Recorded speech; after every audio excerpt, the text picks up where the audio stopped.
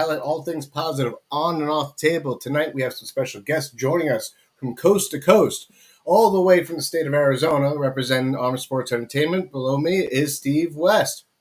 And then we also have out of New Jersey, on the other side of the country, we got Francis and Anthony, who are the innovators and creators of Pinnacle Armwrestling.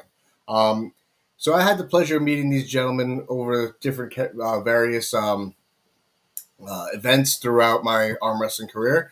Most recently, Steve and I were in the same weight class over at East vs. West 18 and the open tournament that was there. And it was freaking awesome. We didn't get to meet, across the table, but we got to, talk things over.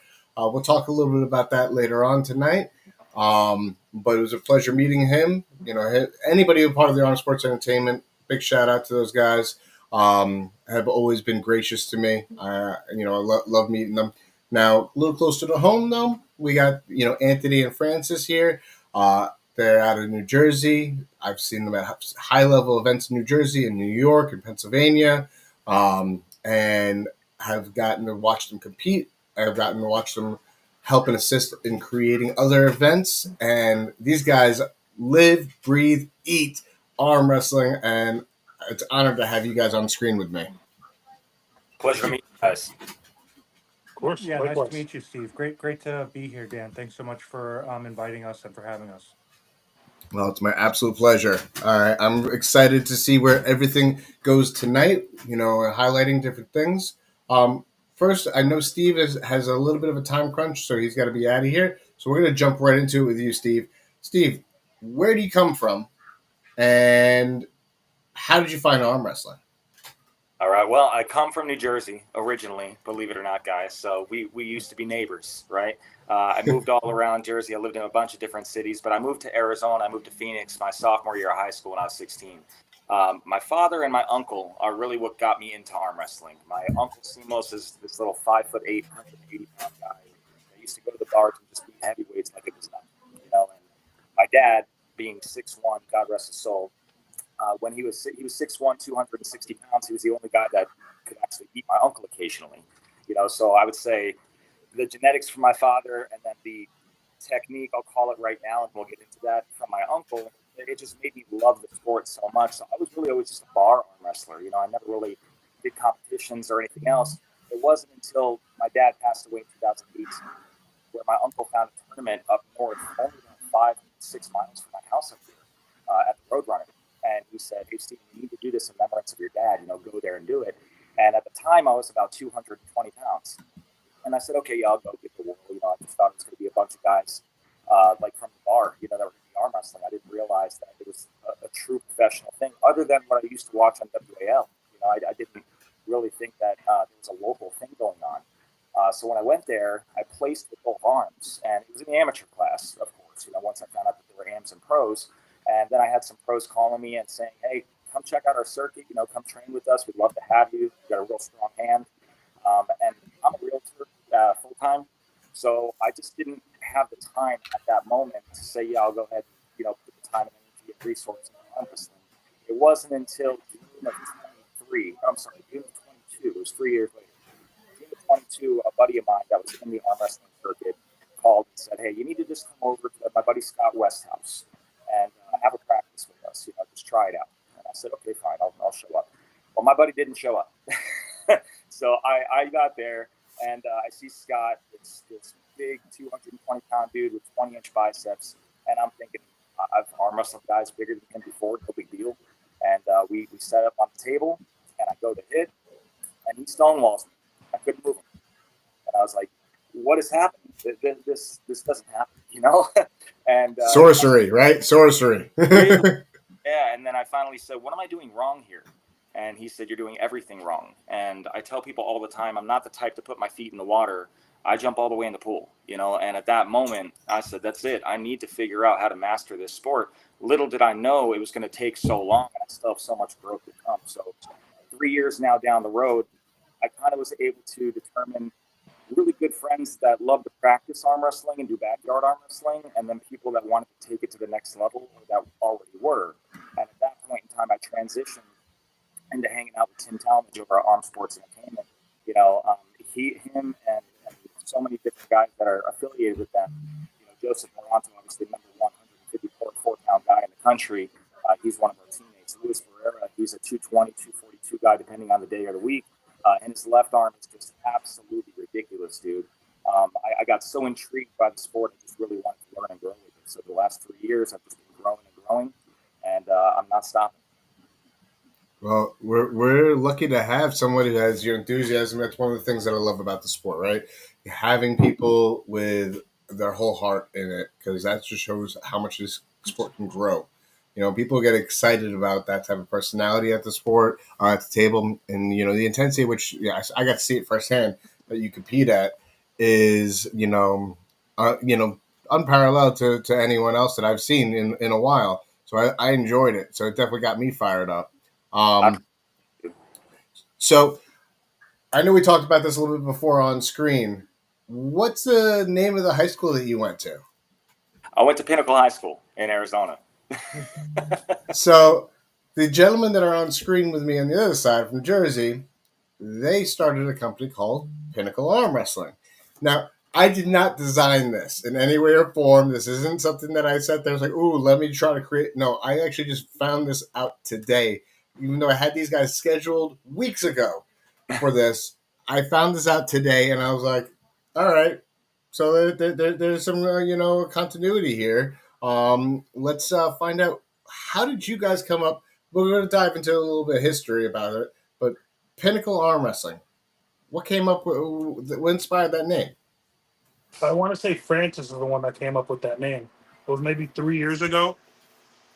Came up with that name. Yeah, I guess Anthony and I had spoken about creating our own team because we're both not only from Jersey, but we're also from Bergen County, which is the northeastern, county within New Jersey. Not only that, but we're from the same town, and our families have history in the same town. So when I met Anthony at arm wrestling practice in New Jersey for the first time, I was shocked that we had so much in common in our backgrounds. But we're not only very supportive of each other as arm wrestling competitors, but we're also very friendly, outside of practice and off the arm wrestling table. So obviously, when we hang out, we talk about all sorts of things, but inevitably, arm wrestling comes up because we're, like you gentlemen, we're very enthusiastic about arm wrestling, and we thought, it'd be great to have our own team one day, just to kind of create something that's yours. Frankly, just to have practices that are like a little closer to home and to really spread the sport in your hometown and the Yeah. surrounding towns. That's something we've spoken about for a while. So I like the name Pinnacle because it really has to do with being at the top, or trying to achieve your best and maximize your own potential.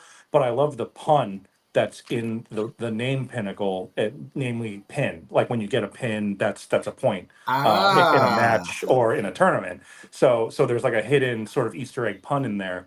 But I think Anthony and I, we're talking about, our team is just getting started. We're just getting organized. We haven't had a practice yet. We're very excited about the future. But we not only want a great arm wrestling team with some really strong people, but as important or more important, it's really key to us to have a great culture, a great community, really good people coming to our practice and representing our identity and our brand. So the notion of having high standards, not just as arm wrestlers, but as sportsmen and as sort of professionals and as people. That's really something I've reiterated time and time again with Anthony and our co-founders, and he agrees. He agrees that quality people on our team and at our practices is really a bedrock. having a team makes always the dream that much easier to achieve, right? And Um, I think it was me getting second place in the Arnolds that really pushed it to like, let's start our own team. I feel ready to start my own team. I feel like I can coach some kids and really make a great, strong group of kids and people and adults and whoever wants to come, whoever we decided who can come and join our team. I feel like we can make at least every single one of our guys on our team a top 3 finisher in the Arnold's in the upcoming years.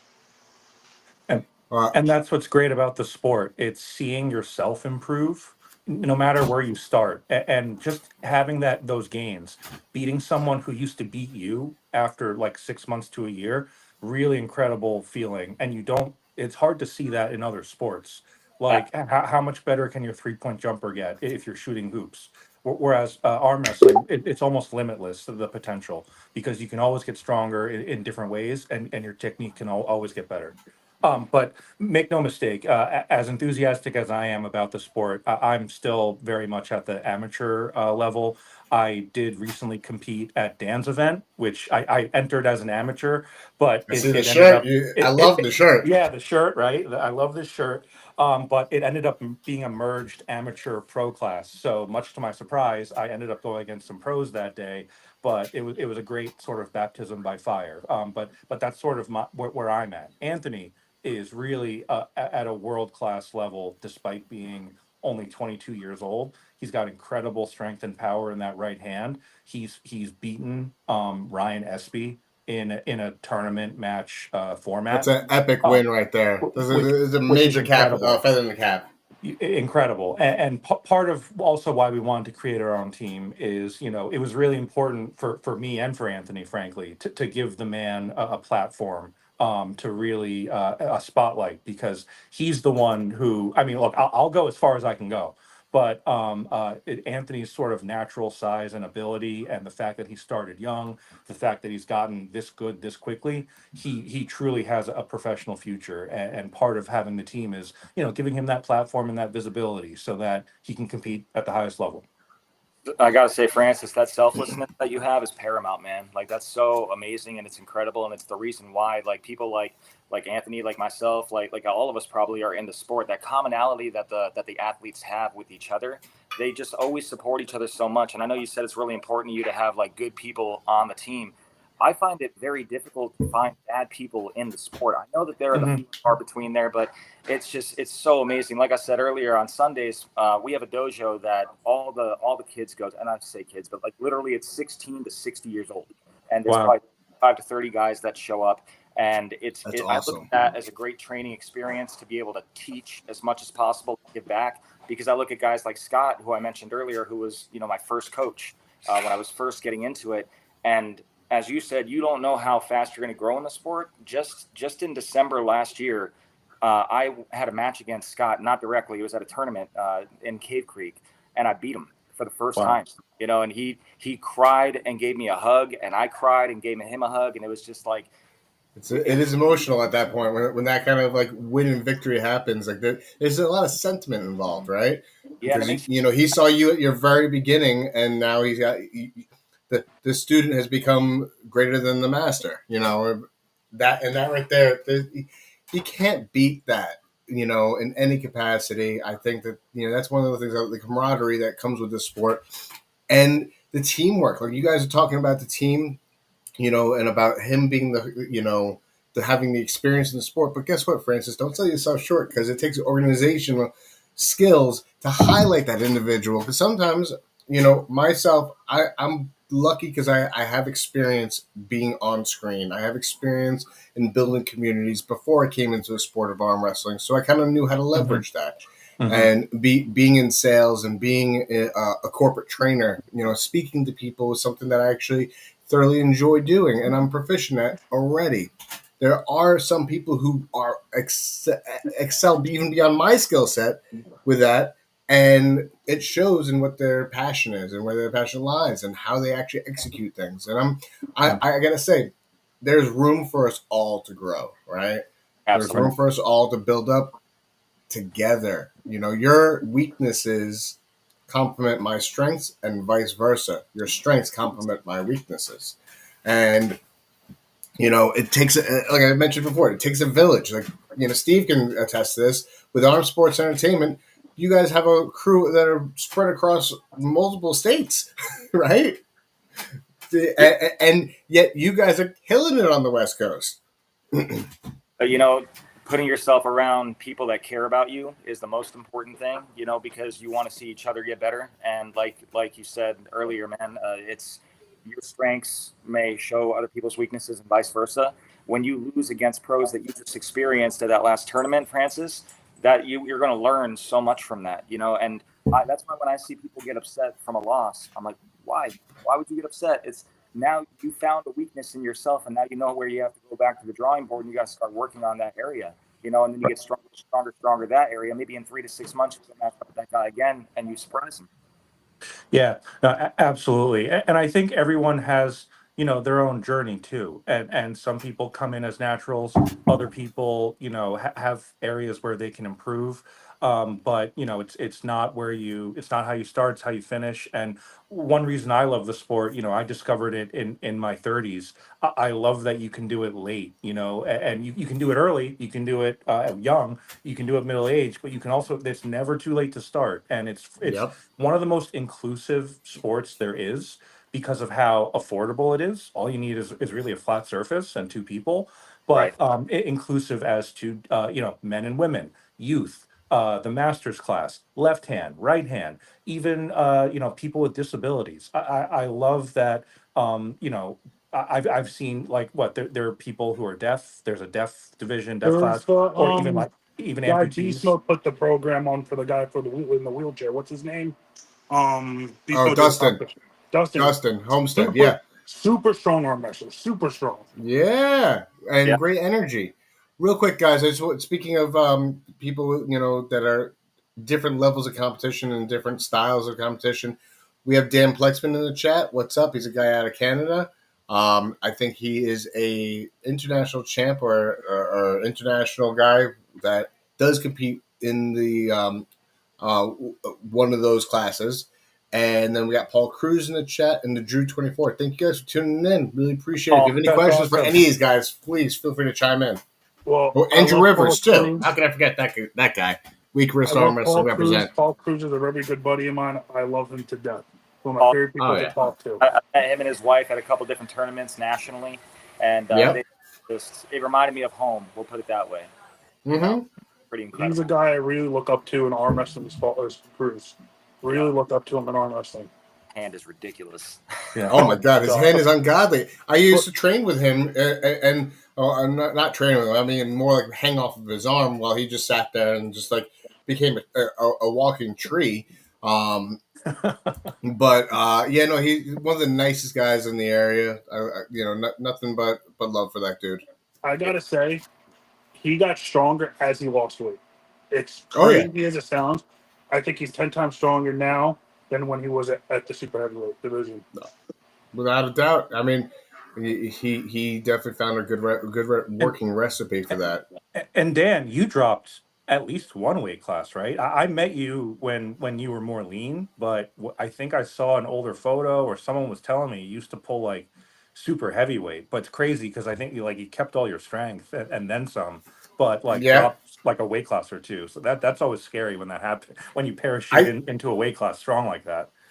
I came into the sport of arm wrestling at 270 pounds, Oh my gosh. and God bless. uh, Wow. the weight classes gave my weight loss goals legit direction. Right. My first competition, I think I was actually competing at 220, and just was not doing well at it. And within I think 8 months of that, I made my first competition at 176 over in Pennsylvania. Wow. It's 100 pounds. My Yep. gosh. What year did you start arm wrestling? I started in 2020, September 2020. Oh, And not that long ago. Okay. no, not that long ago. So this weight loss is fairly recent for me. Yeah.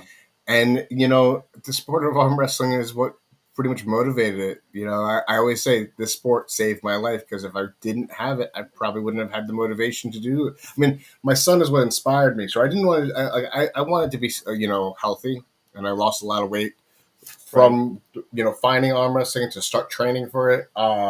And I was like, I don't want to just be skinny. I want to be skinny and strong. And so I found arm wrestling, and that was the ticket for me. That's a great testament, brother. It is. I mean, I would love to be you.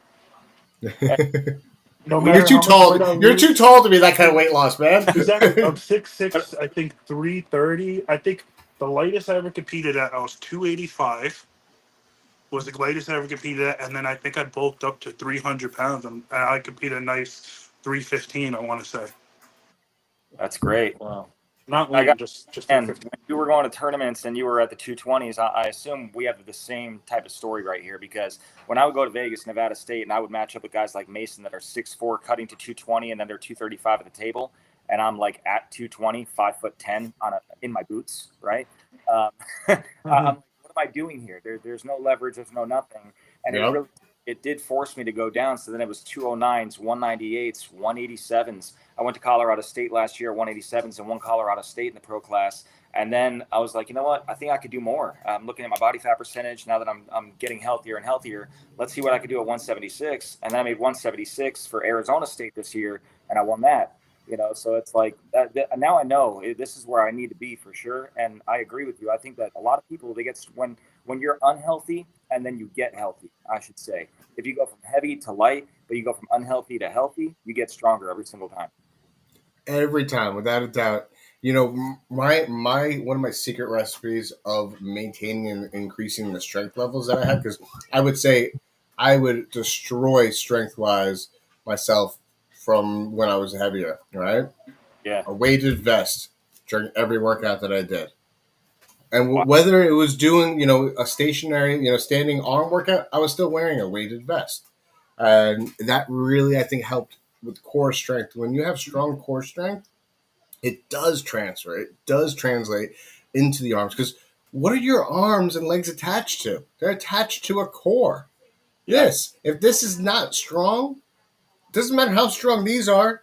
There's going to be a limitation of what they're capable of doing. What you could do, at a preacher curl or at a row type of deal. If you don't have a strong back, you're not going to be capable of pulling that closer to you, even though your biceps are the size of Scott Steiner's or something. So Dan, you would work out at home with a weighted vest or go to a Yep. gym? Oh no, Would you go to everything a I did was gym? at home. Oh, okay, okay. Everything I did, my entire weight loss program that I did was at home, self-made. Uh, I did a lot of research on different protocols, and I kind of created my own, so to speak, because I'm not one of those guys. I still am not one of those regimented guys that does like a structured workout. I get bored easily. I got called weightlifting ADD. Where I'll literally see something shiny or get distracted on my phone and completely abort an entire workout. Where if I start doing something and then, like I have my pulley in 5 different angles, I'll do a circuit of that and then do something else, and I'll do a circuit of it and do something else. But it's never done the same way twice per se, because I view it as I'm never arm wrestling the same person the same way twice either. Mm. I don't want to. I want to keep them on their toes. I want to keep my muscle on my toes. But if I'm moving the weight in a general direction that I want to move it in, then I'm increasing that weight. Then I'm succeeding. There you go, man. I got a Absolutely. question. What do you guys do for recovery? Because I know that's the biggest thing in arm wrestling is your elbows hurt, your wrist hurt, your forearms hurt, your shoulders, your chest. What do you guys do for recovery? You go Yeah. ahead, Steve. A lot of a lot of bands, a lot of pulleys. I mean, I got my bands right here, and anytime that I'm hurt after a practice, what I noticed, and again, Anthony, I'm sorry, how long have you been in the sport now? I've been in almost 5 years. Anthony, I'm sorry. I've been in the sport for about 3.5 years, going on 4. Okay, all right. So you've been in a little bit longer than me, and I noticed when you first start, it's not like muscle pain like going to the gym at It's all. like a funny bone pain. Oh, it's the worst, bro. I've looked at my wife before and said, "Cut it off, please." Like I can't do this. It's terrible. And I noticed that if you stop moving, the more it hurts, right? So after a big practice, where my first year I would be sore for probably 2-3 weeks. Now, a little over my 3-year mark, it's maybe 3 or 4 days where I'm sore, but I'm constantly using bands and just getting blood flow through there as much as possible. I would say that helps me, and then staying as hydrated as possible as well. Those two things I would say are pretty relative. So, What about you, Dan? in addition to those practices, I always swear by my cryotherapy that I get. It's a pressurized cryotherapy. Actually, there's something in Jersey that just opened up recently, Yeah, I and know the there's cryotherapy. and there's a well, this is pressurized, so it's a little different from what the standard chambers are. So I'm familiar with those two. I do that as well. But if I'm having severe aches and pains, listen, I'm a licensed massage therapist, so my job in itself is a blood flow workout, and I'm of the belief that some inflammation is good for the body. It's a natural progression of the body to heal, but all too often our bodies don't do a good enough job turning off that inflammatory response, and that's where the risk of continued training and overworking can cause and lead to injury. And that's what I'm seeing a lot across the sport is that people are overtraining and they're saying, "Oh, I gotta keep going, because listen, there's some methods that work, some methods that don't, some methods I really don't agree with, like the weak things break. Weak things break because you're not giving it a chance to get stronger, and to heal up and recover. So, that's once again not a fact. It's just my opinion. So I get the pressurized cryotherapy, which is a little different from the chambers. Chambers is cool because it cools down the area around you. Pressurized, envision a power washer with ice cold air blowing into your joints, and it penetrates all the way down to the joint where the pain area is. It You rids talking the about, body of inflammation. It's like a wand, but it's pressure. It's Is under that what's on your Instagram? always on my Instagram. If you check it out, you'll see it's actually one of the first pinned videos. Um, the guy who actually administers it, he's the guy who invented that level of pressurized cryotherapy. And there's a guy in, I want to say, Tucson, Arizona, that does it. I'll get you hooked up with him. yeah, got a big team in Tucson. It's only 2 hours for me, so There you go, perfect. I might have to come to New York and do that with you. Well, there's a guy in Jersey, South Jersey, I know that does it as well. So I mean, you could do it in New York or you could do it in South Jersey. Reach out to me. Feel free. Ask me. Message me on Instagram, Facebook. I'm be happy to share because he's one of my main sponsors as well. He helps me get out. Big shout out to New York Cryogen Incorporated. He gets me out to tournaments. He gets me healed up and ready for tournaments. Without him, I probably would not be in the level that I'm at. I will post a link up there in a few minutes about that when someone else is talking. But yeah, the other thing that is I'm a strong believer of is relaxing. Right, relaxing specifically with Epsom salts. I do float therapy, which is sensory deprivation, and that is also a sponsor of me. They sponsor a lot of my wellness services that I receive.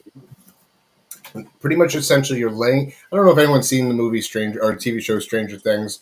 They highlighted it. They load in a whole bunch of Epsom salt in there, and so yeah, you float essentially weightless, right? No pressures on your body whatsoever. So let's say if you have pains from laying down or sleeping, or you're standing too much and you have a lower back pain or mid back pain, whatever pain, you go in there. There's going to be zero pressure point. Second thing, zero stimulation by way of mind. So you're not staring at a screen. You're not staring at your phone. You don't have any of those light pollution occurring in your mind, overloading your brain. So your nervous system actually is enabled to be a lot more relaxed, and you can take in the relaxation that's occurring by floating weightless. The Epsom salt is the final component of that I love. It's an external anti-inflammatory. It relaxes the muscles on a cellular level, removing the inflammation from the body, and allows your body to actually do its natural thing in healing, um, in a very natural progression way. So I'm in there for a 90-minute session twice a month to help me out tremendously. So between that, a healthy diet as well, um, hydration, like Steve was mentioning, and I don't have heavy days other than pull days. I train twice a week. Heavy duty pulling twice a week. But between that, it's just high resistance, high volume. yep, Um, and I mean, I do about anywhere between 100 to 200 pull-ups a day, depending on how I'm feeling. I don't beat myself up if I don't make 200 a day. But I also don't give myself a pat in the back if I do, because that just means, oh, today I was feeling better. You know, I would add to that that at Lifetime, that's the gym that I go to. They have what I call the Gauntlet, and it's a huge jacuzzi. It's a big steam room, a big sauna, and then a huge cold plunge. And I hit yep. all four of those every single time. I start with the hot after my workout, and then I end with the cold, like a 3 to 7 minutes, depending on how I'm feeling. Same thing as you with the pull-ups, brother. Just get that cold therapy in. It's tremendous. It is. And then while I'm on here, I have to give a small shout out also to one of my sponsors, Game Day Men's Health. I think about like an OBGYN for women. That's what they are for men. They're opening up nationwide all over the place. They help me when it comes to like if I've really felt what I thought was maybe an injury from pain. Peptides, BBC 157 and TB 500. Some people love it. Some people say it doesn't work for them. For me, it's been wonders when I need it. I actually tore my EIP tendon inside of my wrist one time after a tournament, and I thought it was just going to heal itself. 3 months down the road, I'm still feeling it. Like if I just moved in the wrong direction, it's like, oh my gosh, I can't deal with this. 3 weeks of those peptides for me, and it was gone. So big shout out to Game Day Men's Health. That's an amazing. Like I've heard a lot of good things about that specifically. And I'm definitely eager to give it a shot to see how it goes for me, because Yeah. I definitely I know I'm one of those guys that I don't practice fully what I preach. I do overtrain, so I definitely put myself through the ringer when it comes to that. But what do you guys do for recovery as of now? So I am blessed in my family that I have a lot of physical therapists in my family. There you My go. one uncle has a PhD. He does integral strength, so mostly my hips, my joints, all that stuff, making sure. Because as a tall arm wrestler, the biggest thing is screw the core. I get hamstring cramps like no tomorrow. So he helps with stretching, make sure I got mobility. But my other cousin does dry needling for my elbow and my shoulder. Helps with the. I don't really know what helps with, but honestly, it works for me. Helps with, it gets rid of a lot of that nerve pain I have in my elbow from just overtraining. And then I want to say my biggest thing I love to death. My therapist put me on about 3 years ago from it. I still do it every single day. Even I'm suffering from an injury. I tore my labrum at Steve Fernandez's competition. I thought I tore my bicep. I tore my labrum 8 weeks out of surgery. But I still do it every day. I do blood flow restriction with the lightweight for 15 minutes at a time every single day, and it's because I learned blood helps heal the muscle, and it's just blood flow restriction every single day, and that's the greatest thing I can ever do. Well, to your point with the blood flow, I don't have it with me right now, but usually during a podcast, I'll actually be playing with it. A grip deck. Big shout out to Zach out of Wisconsin. He created this thing called Grip Deck, which I happen to love. I'll actually plug that in here, and I it's saw pretty that. much it. Yep, yep. It really, helps increase the blood flow through the entire arm. You can change, you can make a variable resistance to it as well, and make it as hard or as gentle as you need it to be. That really helps, get the blood into the hand all the way to the fingertips, throughout the arm after a heavy duty training. Um, oh, we have a special guest showing up I today. got to talk to this guy to get us some stuff. We got a special guest for this guy, but so this guy Zach created this thing, and it really helps me out tremendously. Joining us tonight right now is Steve Fernandez of New York Tri-State Arm Wrestling. A very good So we buddy of got two mine. two Steves don't make a right, or do they? They always do, man. Steve's the more the better, man. Yeah, man. The more Steves, the better. Not enough Steves in the sport of arm wrestling, huh? Goddamn fucking right, man. I Goddamn gotta right. say, I love Steve. I love all the competitions he does. He hypes me up every single competition I go to for him. Goes, yo, you better beat this guy. I swear to God, you better beat this guy. I love him. Yeah, Absolutely man. love him. I appreciate it, man. I can't wait to see you on the stage soon. We have something in the works for the Mr. Yeah, but America we talked about. So, I'm still on it. I'm how's running your the healing league going until up? I September. know you got everything done. So, how are you healing? They gave me probably September 10th. I should be 100% back. Hopefully, talk to you, set me up some matches so I can start hurting people again, and Nice. keep bringing that name out. I'm thinking October we're doing the Mr. America with James Reed. and Mac. So Hit me up. I'm there for you. yeah, I think we already That would be spoke about awesome. the match, right? What we were gonna do. I think we spoke about it at Knuckles Up one time, and I think we spoke about it too in Ohio. Yes. We So also have Dan. You're stacked with matches now, Dan. yeah, talk about being booked up. I guess we might as well allude to the matches. So this weekend I have a match. Unfortunately, the guy that they originally had me lined up, he injured himself today at a practice. I don't know who practices a few days before a super match.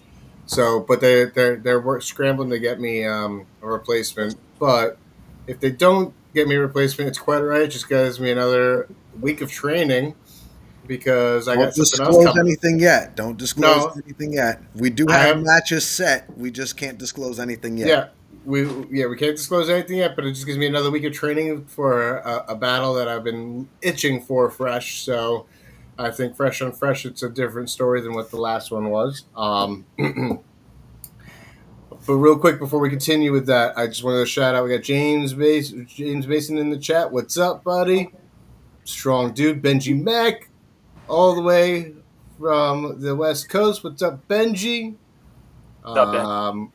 We got Larry Flame in the house. What's up? What's up? Thank you guys. It was great seeing you too, Benji, over in Chicago. And apparently Texas Steve Midget Bar. I don't know what that's a reference to. We'll have to get into that one in a little bit. I don't think Steve Hernandez though. I don't see No, him at a midget bar. no, definitely not me. It's the other Steve. Steve. Yeah. All right, you know what? No. I'm dying to know what is he talking about midget bar? He threw you on the bus there. I wasn't in Chicago. No, not you, Steve West. I know that's what I'm saying. Oh, nobody's throwing me under the bus. I'm an open book, baby. So what happened was we had Travis Bajan, we had Matt Mask, all those guys, and obviously Tim is very close with them, So, and normally when we're traveling nationally, it kind of goes like this: when Tim goes, we go, right? We stay together, we stay very close. And obviously, experiencing outings with those individuals too is amazing. It's an amazing Hey, experience. Steve, your mic is cutting in and out a little bit. Is that better? Much Yep. better. Okay, cool. So hanging out with those guys is an experience in itself, always, right? But Matt Mask and Travis Bajan went up to Tim and said, "Hey, we're going to this bar, but we're going to have wrestling, and we got to go check it out." So Tim tells us this is where we're going. I'm like, "All right, let's go, I guess." And we go, and the wrestling was already done. They were doing like photos and signing signatures and stuff like that. But it was just a bunch of people that were walking around the bar, and you kind of had to watch out where you were, and no disrespect, of course, to nobody, but it was an experience. It was a lot of fun. I can imagine it being an experience. Oh Yeah. man, hanging out with Tim Thomas, you'll find yourself in interesting places. I know. Big shout out to ArmSports Entertainment. My first time competing in Vegas, I was at Mr. Olympia, and it was around Christmas time, I think. Yeah, it was around Christmas time, and him, his wife, and Artem Taranenko kidnapped me because I was kind of like flying out there solo. They kidnapped me, took me to the Hallmark special event center that they had there. Like this whole, it was beautiful. Don't get me wrong, it was gorgeous. But back when I was having a few drinks, when I used to drink, Yeah. it was definitely an interesting day. Let's just say that. I believe it. You've said enough. Yep. But he's a good dude. He's a real good dude. He wants everyone to come join in and partying with him. God bless him. Yeah. I gotta go do something for 5 minutes. I'll rejoin in 5 minutes if you don't mind. Nope, that's quite all right. Beautiful. Thank you. We'll be here. So, the next match that I got coming up, after this weekend and then a couple weeks later, I actually don't have anything lined up by way of matches. I'm going to be up in Canada October for the Top 3 event, which they're doing a launch for the Team Arm Wrestling Federation. For those of you who don't know anything about that, Team Arm Wrestling Federation is ran by Jason Constantini from Table Monkeys, and he went to collaboration with the Mac guys. They are doing a Kickstarter program, so if you want to become an investor to something like this, this is takes teams from cities all across Canada, all across the U.S. We're pitting them against each other. Right now, it's going to be starting off in Canada, Montreal Smoke versus Toronto Smoke versus the Montreal Saints. And then the next segment is going to be actually stateside. We're going to be doing something against the New York area is going to do something against the Detroit area. Looking forward to it. But that's going to be my next thing in October. November, I am going to be resting up because is it okay that I say something, Steve? Say something, baby. All right. So look, I got to talk a little bit of history, and then we'll talk about what's going on. At Chicago at the tournament, Steve was climbing up the ranks. I was climbing up the ranks. I got knocked down to the loser bracket, and apparently, when you get a few wins in a row for 5th and 6th place, you're supposed to have a pull off against the person to find out who gets that position. I didn't know this. Neither did Steve. And we ended up having on the brackets a space missing because we didn't find out who's belonged in that 5th or 6th place. So, needless to say, we didn't pull with each other. We did express that we had a lot of interest in pulling against each other, and we will be pulling in Washington State in December 7th at Washington State's championship. I look forward to it, and I'm going to bring the best version of myself because this guy's an up-and-comer for the West Coast, and I'm finally hitting the ground running again. It's going to be right hand. All right hand. All right hand. Have you guys ever pulled before? Never have we pulled. No. What type of wins have you had at 176, Steve? I would say my biggest one right now. We're losing you. We're losing you. Closer to the microphone. I bring it to you. Yeah. Yeah. Sorry. That better? Yeah, much better. Okay. I know that you were mentioning that you're going out to Canada, and I'm wondering if you're going to see Alex Kurnikov. He's the Canadian national champion, and then he also just won the Arnold's this year, both left and right arm at 176 pounds. And I beat him on state right arm. Really? Yeah. That's a big win right there. Yeah, it was a big win for me. Everyone kind of looked at me and was like, "You're toast, bro." I think fire spark. Can you turn your mic in a different angle? Because how's that? That's much better. Get rid of that mic. Toss that. Yeah, sorry about that, guys. I was trying out my son's new toy. It obviously doesn't work too well. It's all good. It's all good. That's better.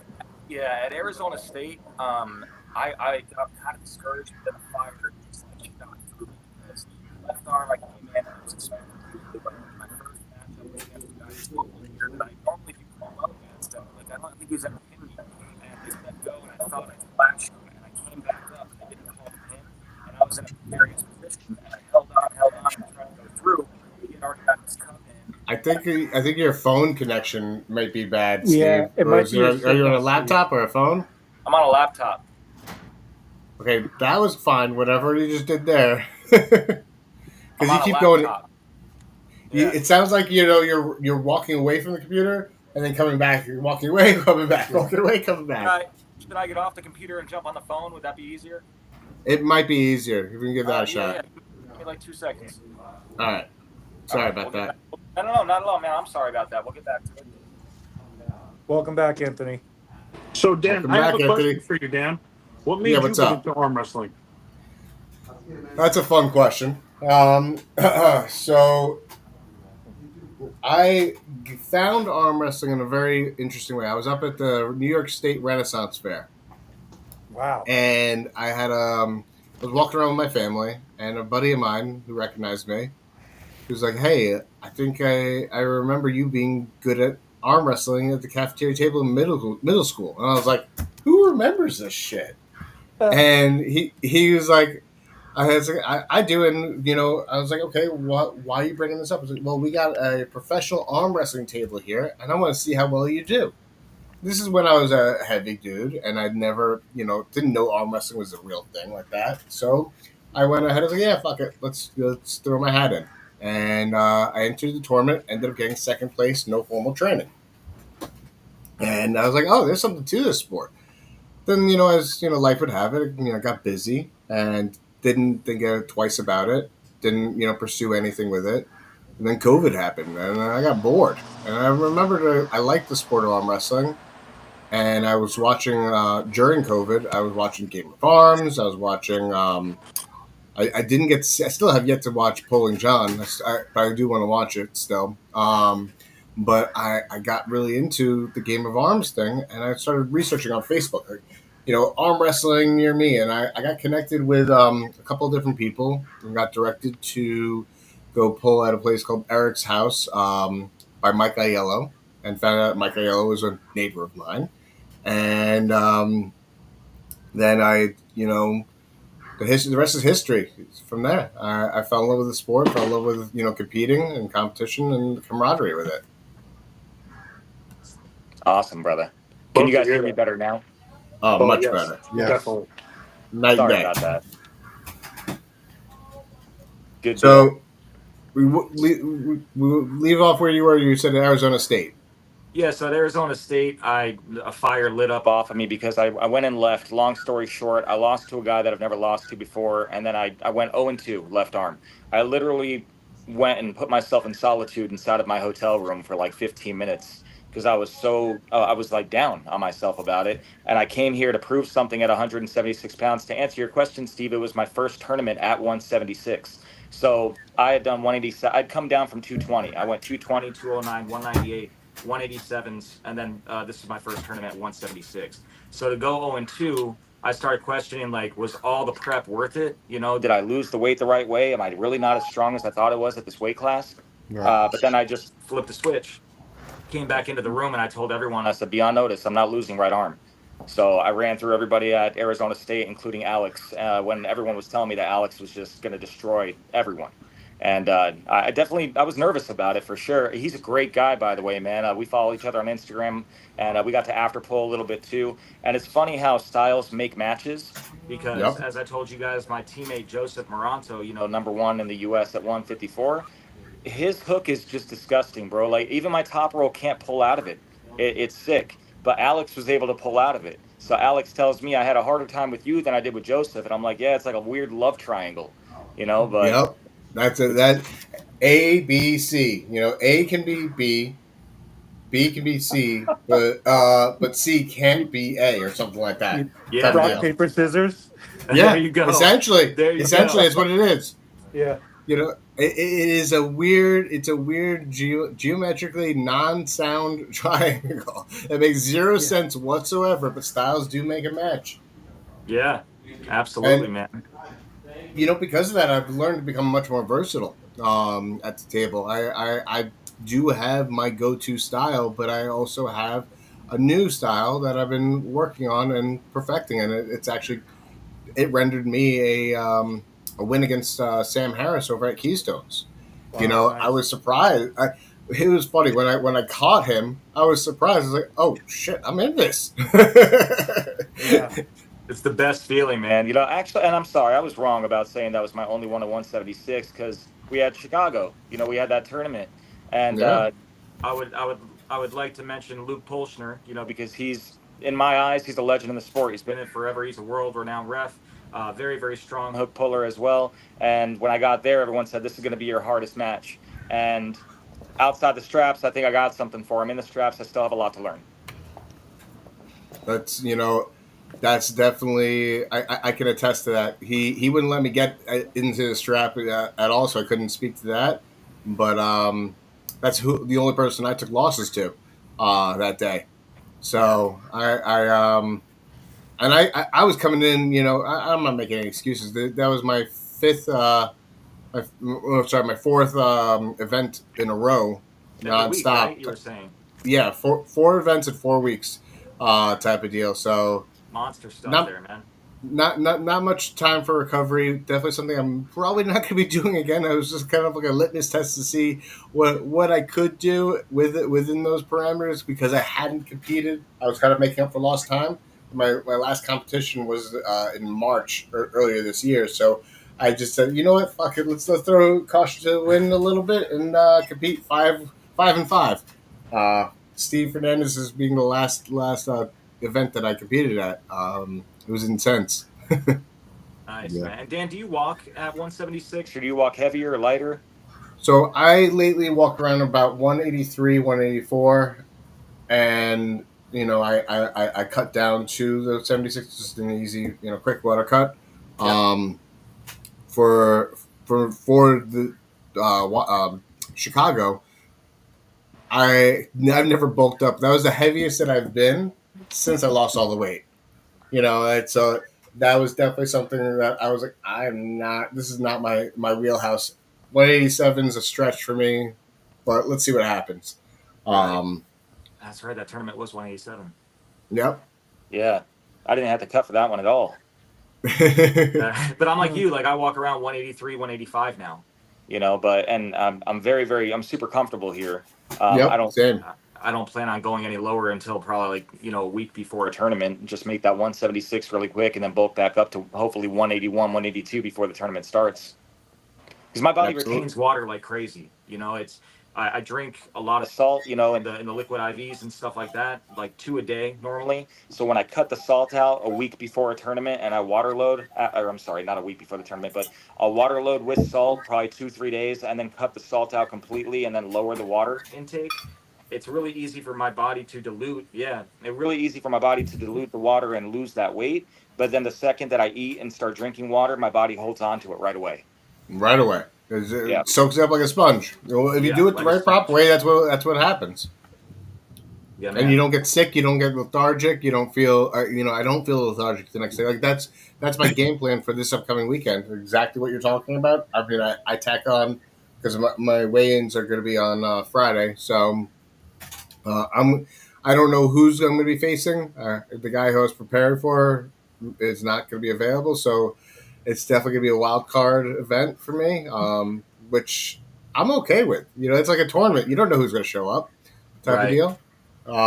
So for a super match, I don't know who's going to show up. So I'm going to throw everything but the kitchen sink There you go. at him. Alex might be the person that may be coming, for all I know. Hey, man. I wish you the best. I want to see that match. Is what I was trying to say. I want to see that match, just so I can gauge a little bit too. I got to do my homework, man. Of course, of course. So between now and then, I'm sure we got a lot of time. I talked about with the events that I got coming up. Anthony, Yes, sir. Francis, do you guys have a date earmarked for your first event, or at It's least a in the time of year? works. Yeah, and Anthony's a little closer to some of the planning, but we're trying to build out a practice location. We have the location; it's just not ready yet to host practices. That's number one. Okay. And we're going to start having a regular sort of organized meetup. And I loved the word that was it Steve had used earlier, like dojo. I love that concept and that notion because it almost like, first of all, arm wrestling is a martial arts form of martial arts. That's number one.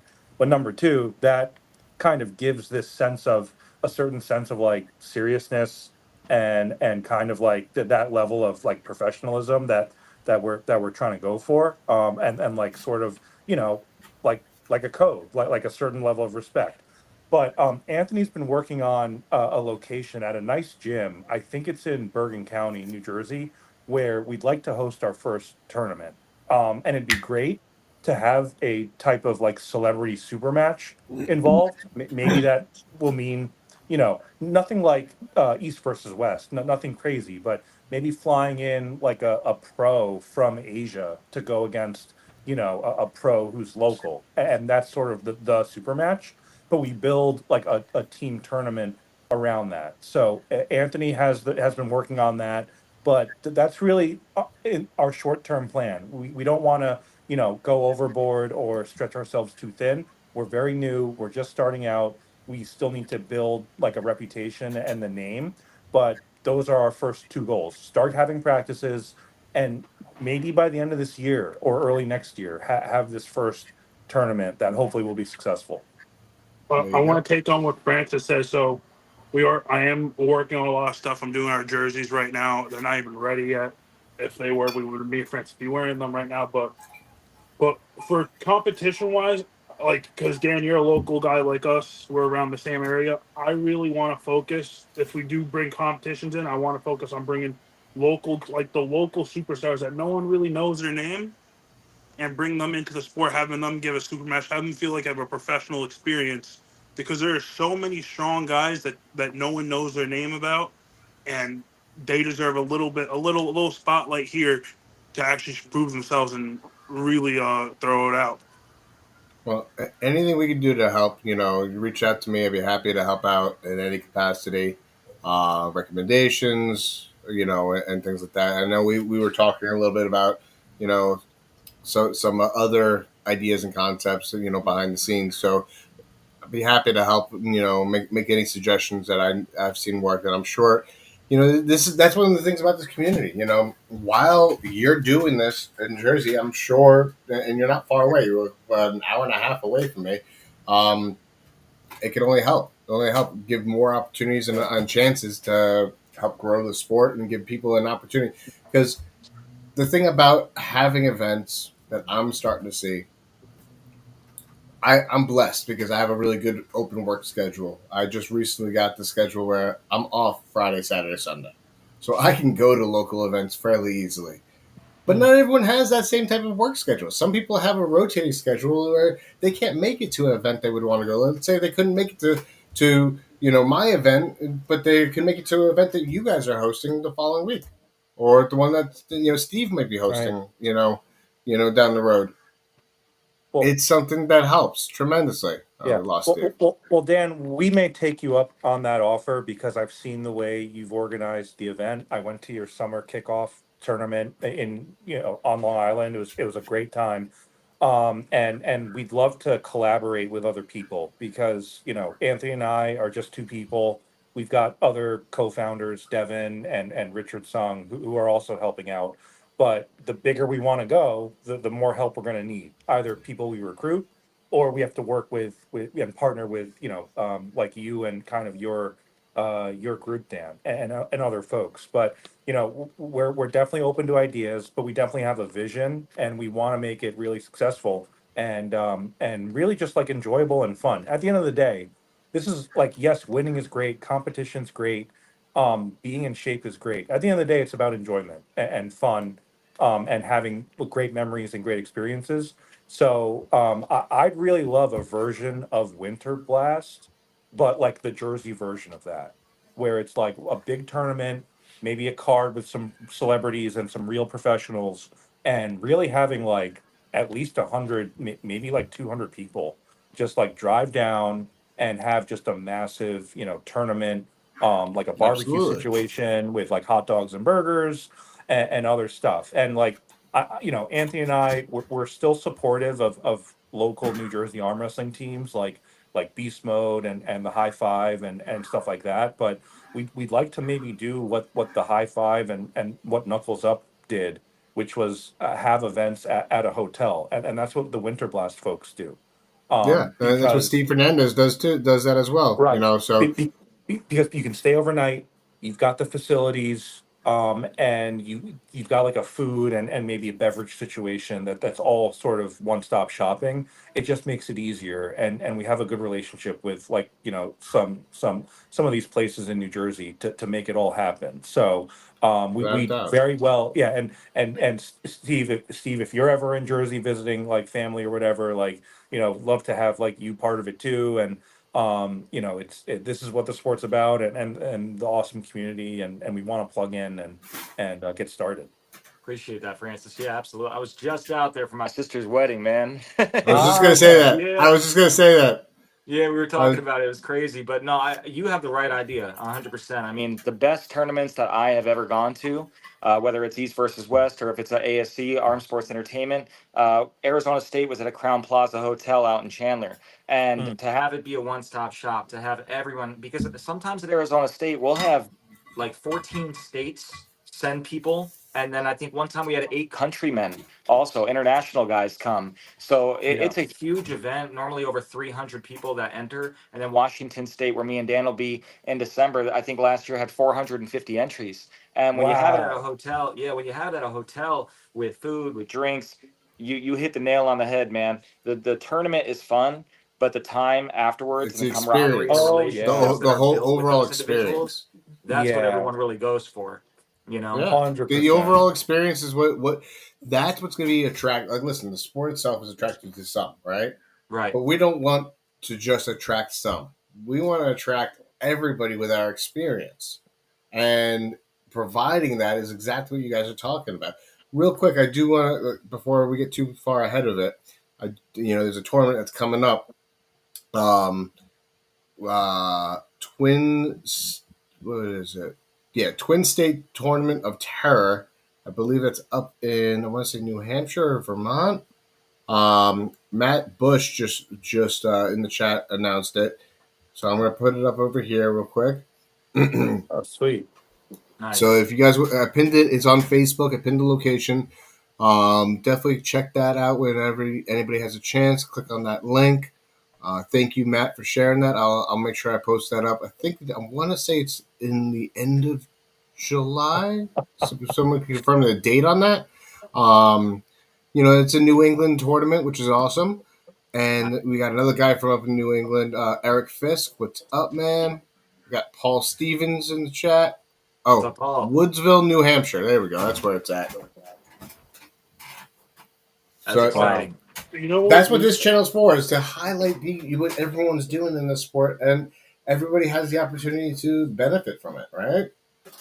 Another thing Absolutely. that should be created is a Facebook group that's just for arm wrestling competitions, because there's 100 of them out there. We all a part of them, but it's just the people are just posting random stuff all the time. Like, I'm trying to find a competition that I saw a post 2 days ago. I go in this chat, it's complete loss because people are just posting 100 random things in there, and it'll be just nice where these people just post the competitions, you comment if you want to go or not, and that's it. That'll be great. It's hard to find a lot of competition through Facebook because that's where a majority of them are.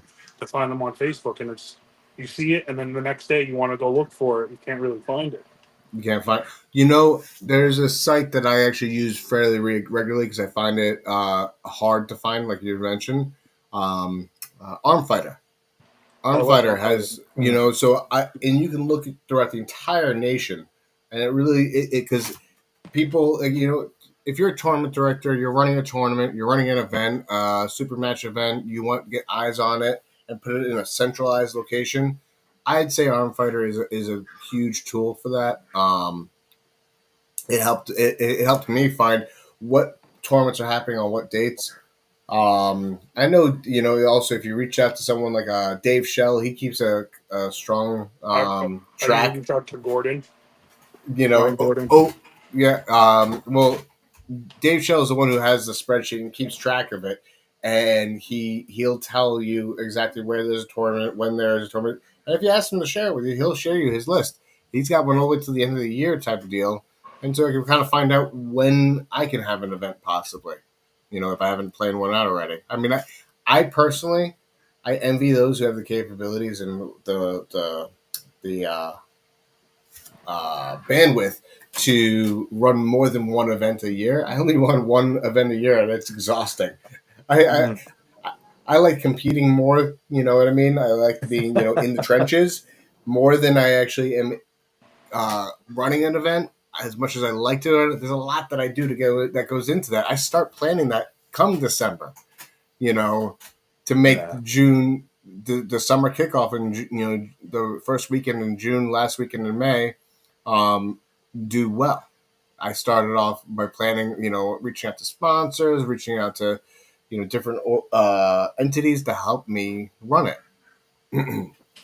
It takes a village, like you said, man. You know, I Yeah. put my name in a hat one time and I ran a tournament with Greg Brown. He helped me, thank God. You know, thank God he was there to help me out.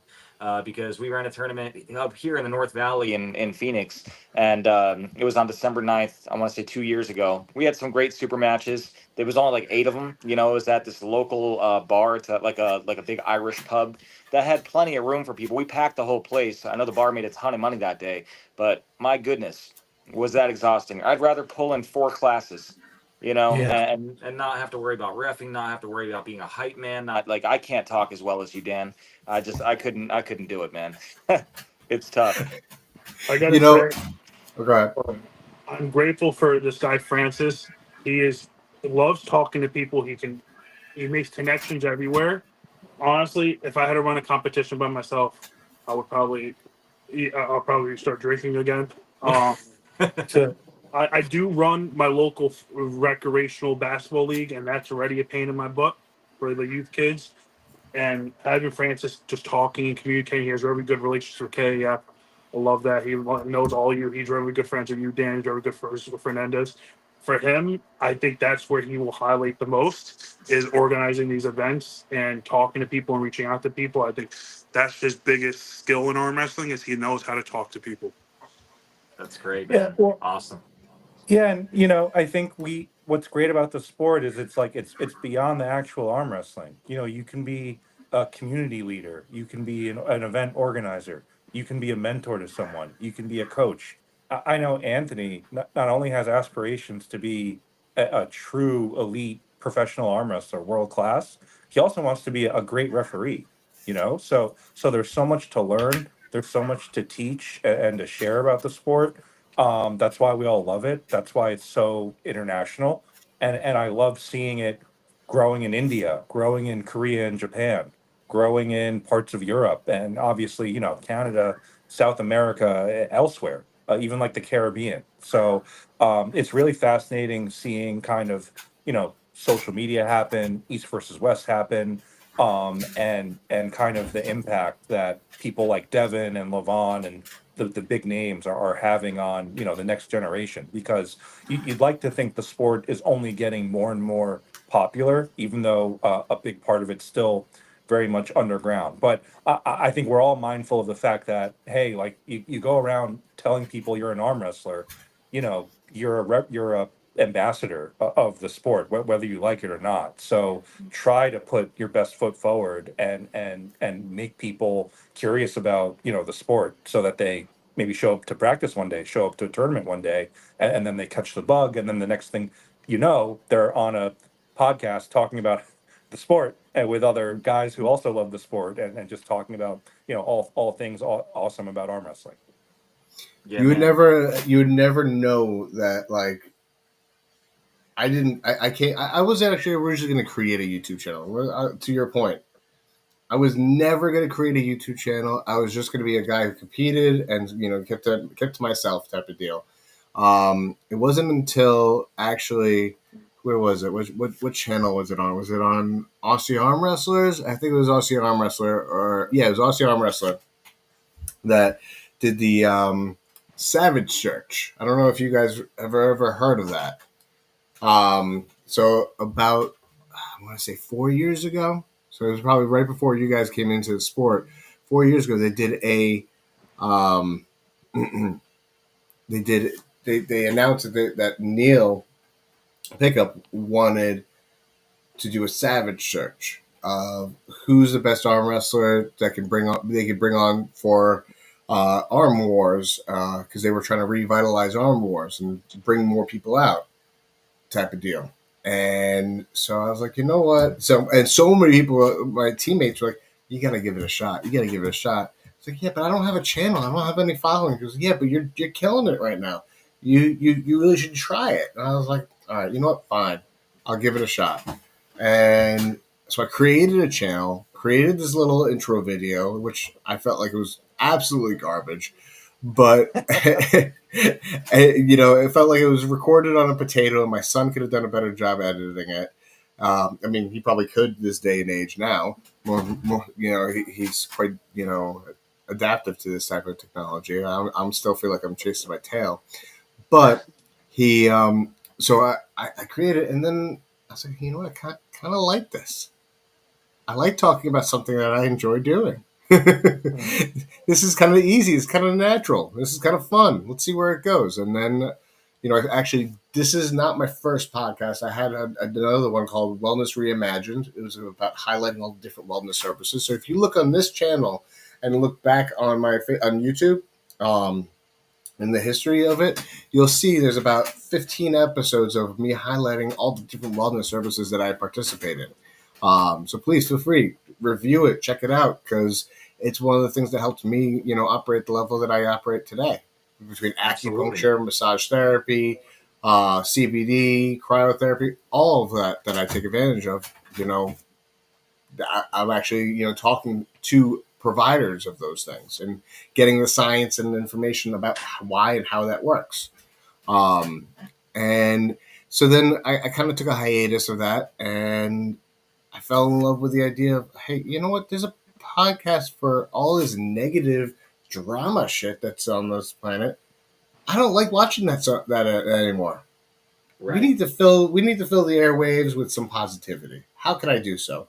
And I spoke to a couple of people, and they said, "Well, you're the person to do it because you have a lot of positive messages, between your weight loss and recovery. Because not for nothing, I'm also about a little over 18 months clean, and I am very grateful to be living the life that I live. So I can share that message, and I can help highlight others that have a message to be shared, because then we can talk to somebody who's a lawyer, somebody who's an athlete, somebody who sells homes for a living. These are all different walks of life under the same roof of our sport, right? So Yeah, man. why not bring them together? And to I your would point of commend you for sticking with it. thank you. Yeah, Thank you. absolutely. I mean, the hardest thing to do is the first time that you do it, right? And then once you've done it 100, 1,000 times, it kind of becomes a little bit more organic. But it takes a special type of human being to be able to rip through those walls and continue doing something that you're uncomfortable doing, man. So congratulations on that. Yeah, wow. It's been a wild journey. It's a wild ride, and I've meeting some really cool people in the sport throughout it, because it's opened up, my mind to a degree of, meeting new people like this guy. It's just this big old mook, on the screen, Dan the Hat. So now we have two Dans. We're outnumbering you, Steve. There can be only one.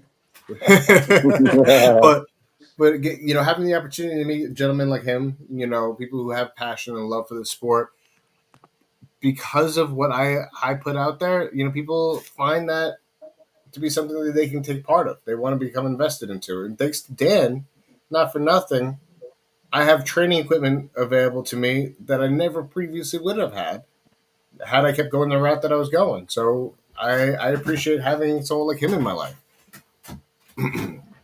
Welcome, Yeah, Dan. well, what's up, gentlemen? How's everything? Sorry it's Well, shitty man. lighting, but got to do what I got to do. What's going on? What's the talk of the town? We're just talking about, working, collaborating together. We're going to be talking about this upcoming weekend's event in a little bit, about another, a couple more moments. Before we get into that, though, Steve Fernandez was on the screen with us. I feel bad that he had to take off. I think he was working. So I just wanted to highlight his channel. He has been pivotal in me maintaining the steam that I do. He has tournaments almost every month, if not every other month. He's featuring super matches, tournaments at hotels. Most recently at a really beautiful venue, at the Dramatic Hall. Definitely an amazing tournament director, and this guy's about building up the community and giving people an opportunity to showcase their skill set. Follow his Facebook, near Tri-State Arm Wrestling, to find out when the next event's coming up.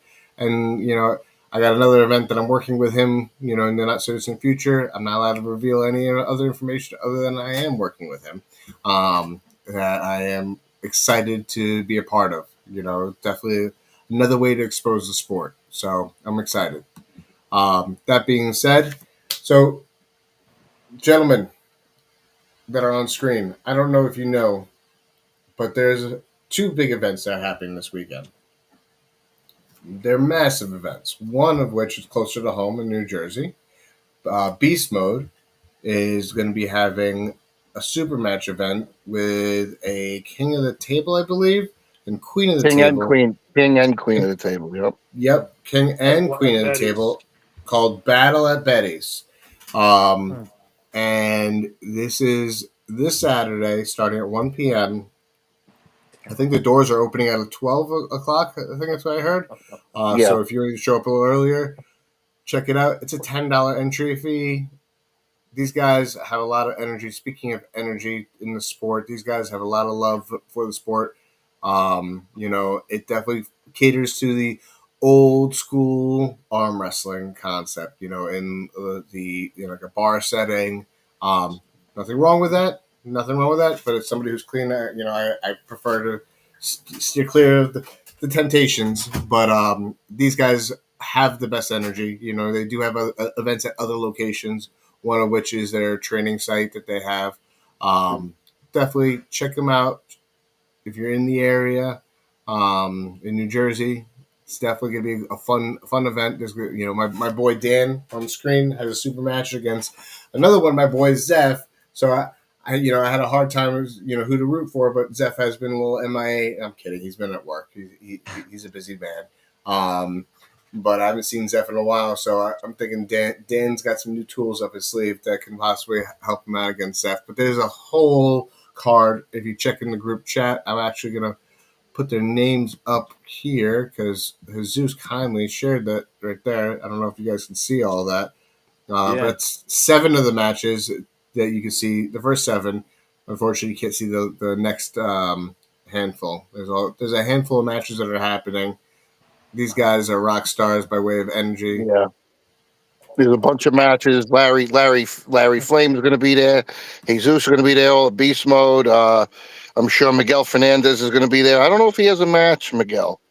But no, he doesn't. If you don't know, I originally started at Beast Mode. I had the honor of training with the legendary Julio, Murillo, and Marcio. That was my first beginnings. I was humbled and everything. But I'm still in their group chat. I still talk to them on a regular basis. I love every single one of them with my heart. They all hype me up. Anthony Santorelli is the best hype man in the Crazy entire Train, world. he's the man, bro. Crazy Train is the best person in the entire world. He will hype you up like there's no tomorrow. he's Hell yeah. all for Got having a a lot good of time. energy. I would say if you have more questions about the tournament, please talk to Jesus or Pedro. They really pushing it, like Pedro especially. If you see him, he's really posting it. He's the one that's making those banners, all the amazing art for the jerseys, all the amazing art for all the posters. It's all Pedro, and he's I gotta absolutely say, phenomenal. the awards look pretty badass. It looks like they're actual real saw blades, I think, that are like rubber coated. Like that's a pretty badass award. I'm not gonna lie. Definitely, check that out. Oh, look at that! Steve has gone widescreen on us. Thank you, man. Look I at that. also Please. if you see pictures of the event space in the group chat, all I gotta say is, guys, you will like men in general. You would love it more than anything. It is a strip club. Okay, it is. It's black. They call it Black Betty's. It's a go-go If you know club, the not a strip song, club. Get if the you know go-go the bar. song, if you know the song, then you know what it's about. Yep. It's Bam, from the bam. pictures. It looks great. It's a fun atmosphere. It's going to be downstairs, so it's not really near the main stage or anything. They have like a downstairs, it's not the VIP area. It's just like a party room. So listen, it's not for the basement dwellers, though. And I want to Wow. say, Wow. it is a beast mode event, Old school. but they call each other the Four Horsemen. It's Sergio, Pedro, Jesus, and Anthony Citro. They call them the Four Horsemen. Yeah. I Yep. think it's a phenomenal name. It suits them so Oh, it perfectly. suits them very well. And it's the Four Horsemen with beast mode, and it's unbelievable what they do. We're getting some people in the chat a little too excited. I think we got to change topic. I'm kidding.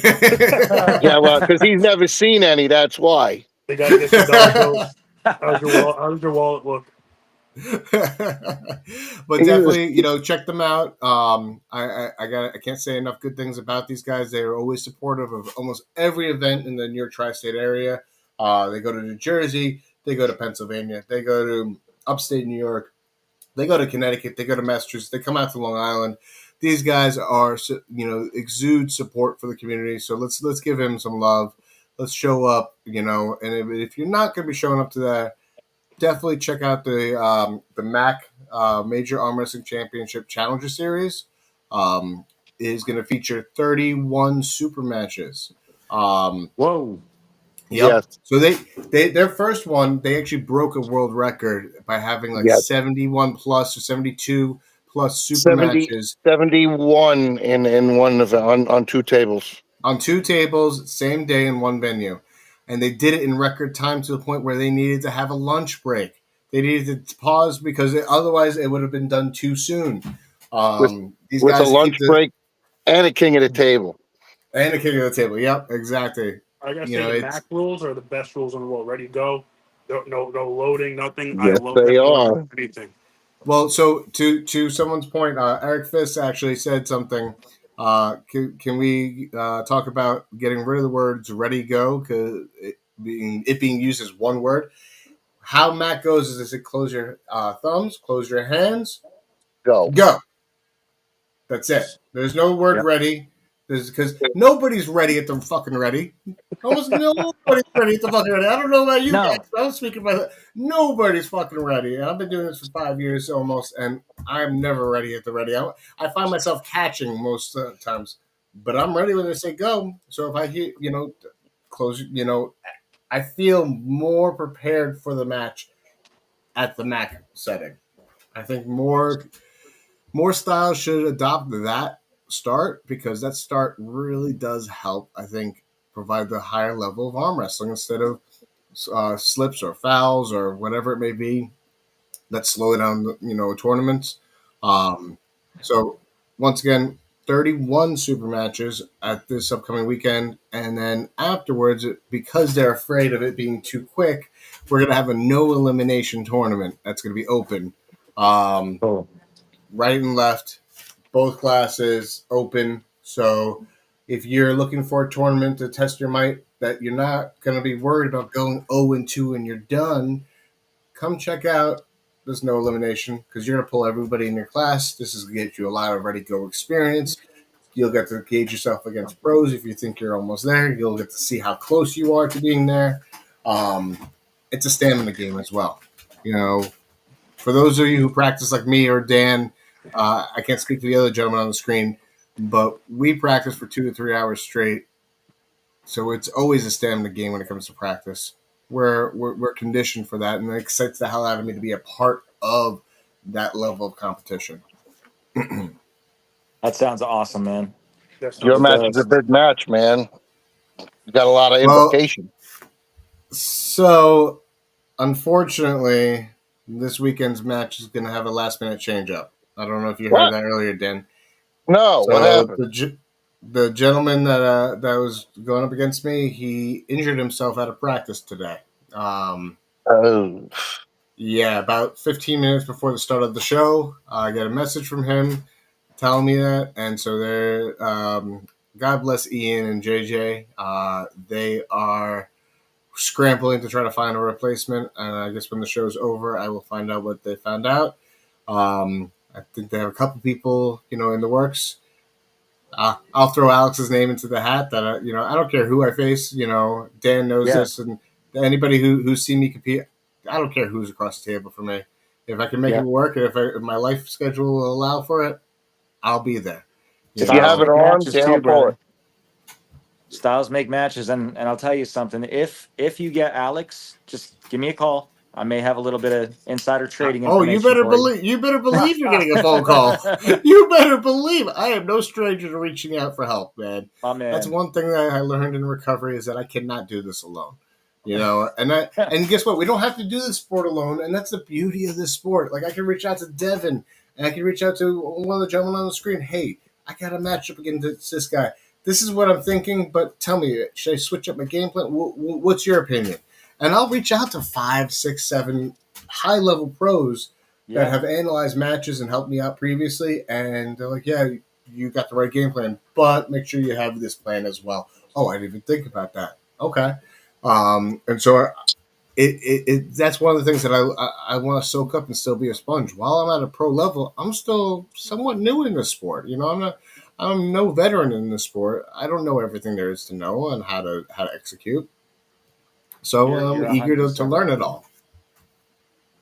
Yeah, absolutely. You have to be an open book. You have to be an open mind at all times. I mean, I'm one of the I think I'm one of the newest guys here, and I try to stay as humble as possible when it comes to knowing stuff at the table because there's always something new to learn, and everyone learns at a different rate, right? And sometimes it takes a different person saying the same thing in a different way for you to get it, you know? Dan, don't I say that all the time? It sounds like me. It's Sounds like The true. you sa- and I travel to different states, and they say the same thing, and it clicks. And Dan's like, "I told you that." I'm like, "Yeah, but it didn't click." It didn't click.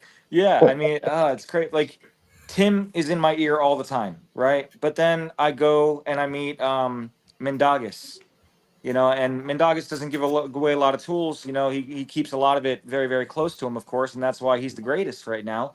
yeah. But he's, him or Tom Holland, they just being at a table for 20 minutes with those guys in Manchester was incredible. It changed everything. It did. It changed everything. So Oh, you I always don't just got to doubt be it. appreciative. Yeah. I listen. I idolize Mindaugas, man. Mindaugas Terrasitis. Yeah, man. That dude is a wealth of knowledge. They don't call him Moriarty for a reason. Yep, 100%, dude. It's when I was helping him warm up for his match at East versus West in the back. Because Tim actually came and got me and said, "Hey, I can't hold him right now." I said, "Oh, okay, I'll come back there." And not that I mean Tim will destroy me. Don't I'm not. That's not what I'm saying. I'm saying Tim was sore, And Yeah. so I go over there, and Mindy's like, "Okay, just do this, do this, do this," and it went from 0 to 100. And when I felt 100, I said, "I can't do this anymore. This it's just insane, man. It's just It's ridiculous." The elite proof that level is there's just levels, different. and there's so many levels of this shit that like like going up against Luke, like for me at 187, like it's not my class that I normally, and I was like, okay, if I was fresher, I'd probably bring him closer, but I probably still wouldn't have been able to beat him myself. Um, stupidly went into his power. I went into a hook with him. Yeah. That's not my ace in the hole. That's my second go to, and I should remember that I need to use my ace in the hole against those guys type of deal. Yeah. but With you. um, but that comes with experience, right? When we get more experience, then we I can put gotta it in say, competition. the You got to start somewhere. one person with the most experience, a lot of you guys know him. He actually was one of the main people that helped me get in like technique down. Steve Carbone, Oh old yeah, school arm wrestler, one a really good arm wrestler. very He knowledgeable. very very knowledgeable. He knows almost every single person, every single technique they do, and he knows every way to fight it. And I love talking to him about arm wrestling. Absolutely not. The knowledge that's available to us in the sport is unreal, and that's Yeah. one of the reasons why that I love it. Because not only do I find the sport to be, helpful in the sport, but it's also there's different walks of life knowledge that can give you real life experience. When you're experiencing something like, hey, listen, I'm hitting this brick wall with life. How have you managed it? And that power is unparalleled to be able to have access to that. You know, I've spoken to countless people in the sport that they've helped me, off the table type of deal, and give me pieces of advice, on how to operate. Like Steve Fernandez being one of them. He's given me some sound advice on some things off the table, and I can't thank this community enough for that benefit. But so we talked about what's going on this weekend. We talked about you guys. Steve, what do you got coming up in the near future, event wise? Oh, let's see. I got July off pretty much. It's just about trying to rest and maybe do a couple of some heavy days in the gym a little bit here and there, but not too much. But I got 3 events in a row, week to week to week in August, and I'm not as crazy as you, brother. Like I'm not competing in all 3 of those. I'm only competing in one, but I Are you? am going to be at the events. So the first one is on August 9th. We have the It's a Fit Expo that they held out here. They actually put 2 Fit Expos together because one closed down in Scottsdale. So it's going to be at the Phoenix Convention Center, and it is going to be run with ArmSports Entertainment, and then I believe WSA is going to be helping with that too. So that should be fun. Fit Expos are always cool because you get to watch a ton of talent in a ton of different ways, right? They'll have Brazilian Jiu Jitsu going on, they'll have arm wrestling going on, they'll have strongman, they'll have all that good stuff. So it'll be a good time there. August 16th, we have the Shaw Classic that's happening out in Colorado. So, and that's also an East versus West tournament, as we heard when we were at East versus West in Chicago. So I'll be going out there. I don't think I'm going to compete at that one either because the following week we have Colorado State. And I won Colorado State last year. Even though they changed the weight class, it was 187 last year, and now it's 176. I'm kind of happy about that, but I look forward to getting my hands on some different hands that I have not felt before. That's the most motivating thing for me is to pull people that I've never pulled so I can learn something not only about them but also about myself and hopefully grow in the sport with it. Hmm. So Aren't you guys that's doing the fight club? Well, the SummerSlam thing. SummerSlam. I haven't talked to Tim about that in a while, ever since the Scott Steiner event that they did. Yeah, yeah. Um, he mentioned SummerSlam, but we haven't Yeah. discussed it in a couple of months. Because So when we were I'll have to touch base when with we him. were in Chicago, he was saying they might be doing it, but he wasn't sure. Yeah, I'd have to touch base with him. A lot of things with Tim are last minute, man, because he's such a busybody, Yeah, But Yep. no, I get it. I get it. yeah, we Guy might moves have some more. we might have some news about him coming up soon, but I don't know. That's another thing that I can't really say until it gets confirmed. Yeah. Fair point. Fair point. You guys are always, Arm Sports Entertainment has got his hat in everything, and I love it. And I would love, I was talking to Dan about it, and you guys, we do a collaboration event, where we all Yes, work together on a bigger, because there's a lot of cool venues around here that we'd be happy to have, event and bring the East Coast and West Coast together a little bit more. Because, love it. listen, there's a lot of guys down the West Coast that none of our guys know. Some of them they do, though. Like, for instance, we want to see more of the Arm Wrestling Whisperer over here on the East Coast. I Yeah, personally would love a match against the dude. You yeah, know, I think that would be a fun match. It would be a fun build up too, as well. But and there's some guys from here that we would love to see over there, and vice versa. And it just goes back and forth. And if we can do like a back and forth, I I know it sounds a little cheesy and chintzy, but we have our own East versus West concept that we could possibly do a coast to coast style. it makes sense, bro. It does because I mean, you got Michael Brown out there also. He's a big name. You got Yep, Caleb out there, the arm bender, yep. and then like you said, I Michael have a too. bone to pick with Caleb. So Yeah, yeah, oh yeah, I have a bone to pick What's up, with. Mr. I took a Bo? What's up, loss. Mr. Bo, in the chat? Sorry, just saying hello to What's up, Bo. Bo owner? what's up, We'll brother? get to that in a moment. But yeah, no, I mean, So you got a lot of big guys out there, and if you watch the concept that they do in California, I don't know if they're doing it this year, but they've been doing it for years, as long as I've been in the sport, and it's a North versus South concept. So they take Northern California versus Southern California, yep. and they have normally like 30 super matches between the Wow. two, and then the winner takes home, the trophy to either the North Cal or South Cal, SoCal, one of the Hell I, yeah. two. So I I like the think that sound of that that. concept is fantastic, bro. Get us all out there. Obviously, I'll come to the East Coast whenever I can, man. I, Aren't I you I still originally believe from it's Jersey? one more time.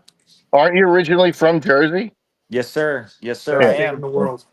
Yeah, I love it out there. I want to get me some dirty water dogs next time with a yoo-hoo. Oh, There you that's the best go. There place. you go. What do you mean? Yeah. How about the Some real bacon, egg, and pizza. cheese on the bagel? Oh yeah, yeah. Jersey Oh, well, staple. Taylor Ham. Oh, Taylor Ham. Taylor Ham. Oh Come yeah, You on. you take can the tell man you're out a of Jersey. Jersey. Tell him that's a Jersey thing. No, he's I know. southern. I He's know. Southern Jersey. You call it a Southern pork Jersey. roll, huh? Pork roll. Yeah, we don't even use Yeah. that in New York. Yeah, That's some why they That's call you guys right. Dirty Jersey's split. Jersey, huh? Yeah, dirty Jersey. We're the armpit of the nation. But it's all We good. got the best pizza. We got the best bagels. I'm sorry to say. You're Oh, right no, though. no, no, no, no. Not the best No, pizza, he's about right. the best bagels. No, no. New Yorkers has that. Listen, you could say New York, man, but I'm telling you, I had pizza here. Some of the best pizza I ever had. I was a chef at one point. It's And you know what it I've is. been- Your minds are all polluted with that Jersey pollution. That's why. No. See, I go to Italy. I'm a full-blooded Italian. I'm one of the biggest Italians you'll ever meet. I'm a full-blooded Italian. Go to Italy.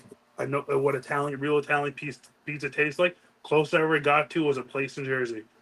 Love it. So hang on though. Okay, whoa. So there's two different styles of pizza. Well, if you're coming from the West, they'll tell you there's other styles, but they're not. That's not real pizza. No, I won't tell you There's that. two different styles of We pizza. ain't got There's good the shit New here York at all for style and pizza. there's Italian style. Yes. Right? New York style is a little more floppy. It has a little bit more grease. Has a little more cheese. It's one of the best junk foods in the entire world. New York pizza. New York style pizza though, a good quality. It's not going to be that floppy. It's going to got some rigidity. Now, when you look at an Italian style, it's going to be a little bubblier in the crust, right? Yep, it's gonna be more crisp, more cooked on the bottom, more A char. little bit more char. There's more Super char thin. going on. You know all that carcinogenic bread. Stop it.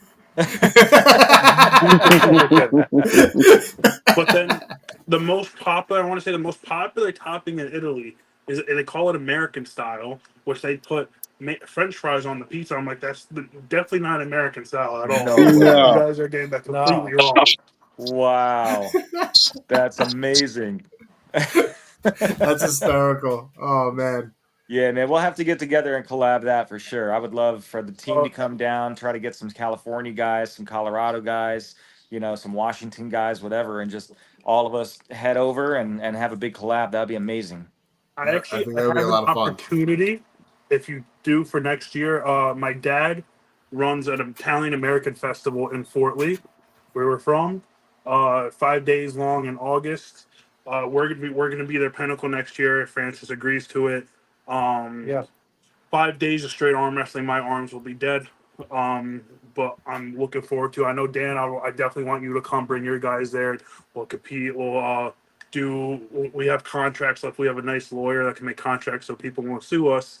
Nice. To arm wrestle, we're gonna do some pull-ups and competitions there and everything. But it's gonna be Italian festival. Some of the best food you have. There'll be live music and all that stuff, and we'll just arm wrestle. I want to have as many teams there as possible and just show off and show local because we don't just get Fort Lee people. Last year, I think we had around 45,000 people there. How you doing? That's Wow. why. How you 5 doing? days, and we were there for arm wrestling. I can't do it this year due to injury, but we're there arm wrestling, and we had at least 25,000 people stop by over 5 days and come look at us arm wrestle and challenge some of us. And I'll say it right now, I'll get a non arm wrestler. If you can beat me as a non arm wrestler, I'll give you $1,000. Bang. If you're an arm wrestler, $100. I'm gonna I start love working that, out man. now. I need that $100 real quick. You might need to get 100 pounds also. Well, all this talk about food, guys, I do have to go make dinner for my family. But Dan, number one, I want to say thank you so much for having me on the show, man. I appreciate you so much. All you others, Dan, obviously, we see each other at some tournaments. Can't wait to see you again. And Yes, then both sir. of you guys, what a blessing to meet you. God bless you all. Have a great rest of your night. And I look forward to Likewise, working man. with you guys in the future. Yep. Absolutely, man. It was Looking a pleasure, forward to man. it. Nice to meet you. Thanks, Thank you for guys. joining You us, too. Steve. Been an Absolutely. absolute Later, pleasure. Take care. Steve. Thank you. That was Steve West, everybody. Go ahead and follow him on Facebook. I'm going to put his link up right now. He's a good dude. He's a I part have of him on ArmSports Facebook. Entertainment. Really I have good him on dude. Really Facebook. I nice. love him. Absolutely love him. He's a funny guy. Really, really high energy when it comes to the sport of arm wrestling. I can see why he sells homes. I'd buy a house from him. So I look forward to seeing where you guys take this Pinnacle arm wrestling. The sky's the limit, and I think that should be your motto: the sky's the limit. Yeah, it's a good one. Where are you guys based out of? Fort Lee. Fort Lee. Oh, just another Jersey. Okay. Yeah. Luckily, our dads grew up together. Me and Francis, our dads grew up together. We didn't know each other. His parents knew me. I didn't really know Francis, but we became really good friends. How far is Fort Lee from Manhattan? Oh, it's No traffic or traffic? with no traffic, 5 minutes. Realistically. Like a half hour or less. 30, 30, 20 So you're 35 probably minutes. Dan. They're probably about an hour and 45 You from know, us. you know where Yeah. Knuckles Up was being held? So Well, We're in the same town where Knuckles Up is.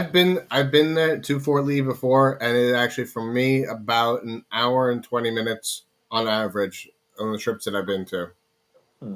Listen, I uh, love Long Island. I was planning on coming to your competition, but I got hurt on May 14th because my brother did go to LIU, and I Oh, love going to Long Island up there, and just it's a great place. My brother that actually met. They were doing a competition at LIU, I think 2 years ago, and Steve Zell was running it. And my brother's like, "Yo, there's professional arm wrestlers here." I was like, "What's the guy's name?" Steve Zell. "Oh yeah, I know him real well. He's a really good guy." I was like, "Ben, that's go get funny. a Rolex from him." That's funny. Steve Zell's a really talk about another really good dude who just genuinely loves the sport and loves yeah, growing it. One of those guys that gets along with everybody. yeah. He's a pisser too. Yeah, He he's was one of the hysterical. first people. He was one of the first people I pulled at the event at Buffalo Wild Wings with you, Oh Dan. yeah, that's right. That's right. Yeah, he was there. Absolutely, that's a good first person to meet. Yeah. You, Definitely Zeph, good. and him. You, Zeph, and him. The first three people I pulled arm wrestling. Oh, And you got Zeph's a a super great guy. match with Zeph. That's Yeah. freaking Zeph's a great awesome. guy. Full I circle. gotta say, Steve Yeah, Zell this, screwed up. He's the one that showed me how to do a top roll, and ever since then, it's been night and day. You see my matches, Dan. Of course, oh yeah. Francis is my hype man. Every time he's at my competition, I get stronger and stronger. So I love having him at all my competitions. And it's phenomenal. Steve Zell screwed up by showing me how to do a top roll. I'm telling you right now. You used to give me a challenge. 4 weeks later, Steve, let's go. Anthony, Anthony, screw you. Go fuck yourself. I don't want to deal with you anymore. I'm like, come on, bud. It's all fun and games. Yeah. It's not fair anymore, huh? I'm gonna say something bad.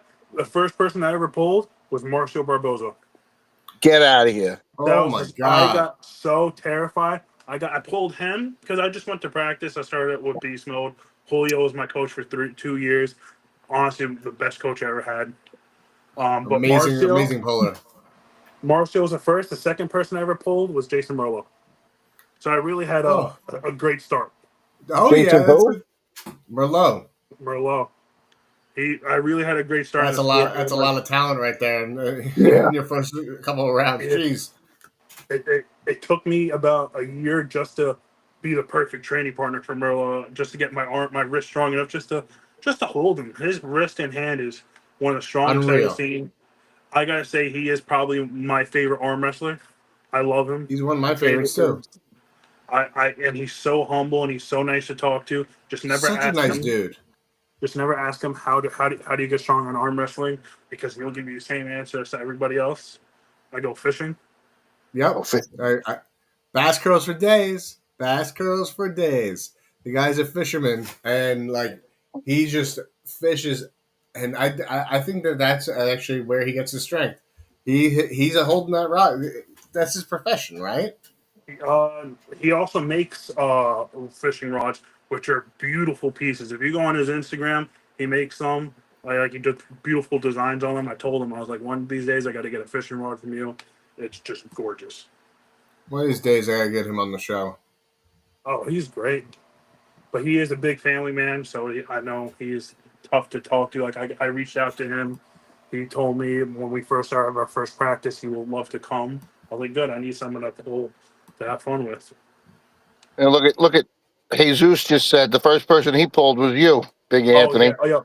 I'll never forget the day I met Jesus. He walked into Beast Mode. We were at the VFW, right? I was like, let's pull. I was like, what's your name, Jesus? Let's pull. And we went lefty and righty. Honestly, I thought he was gonna quit right on that spot and never come back.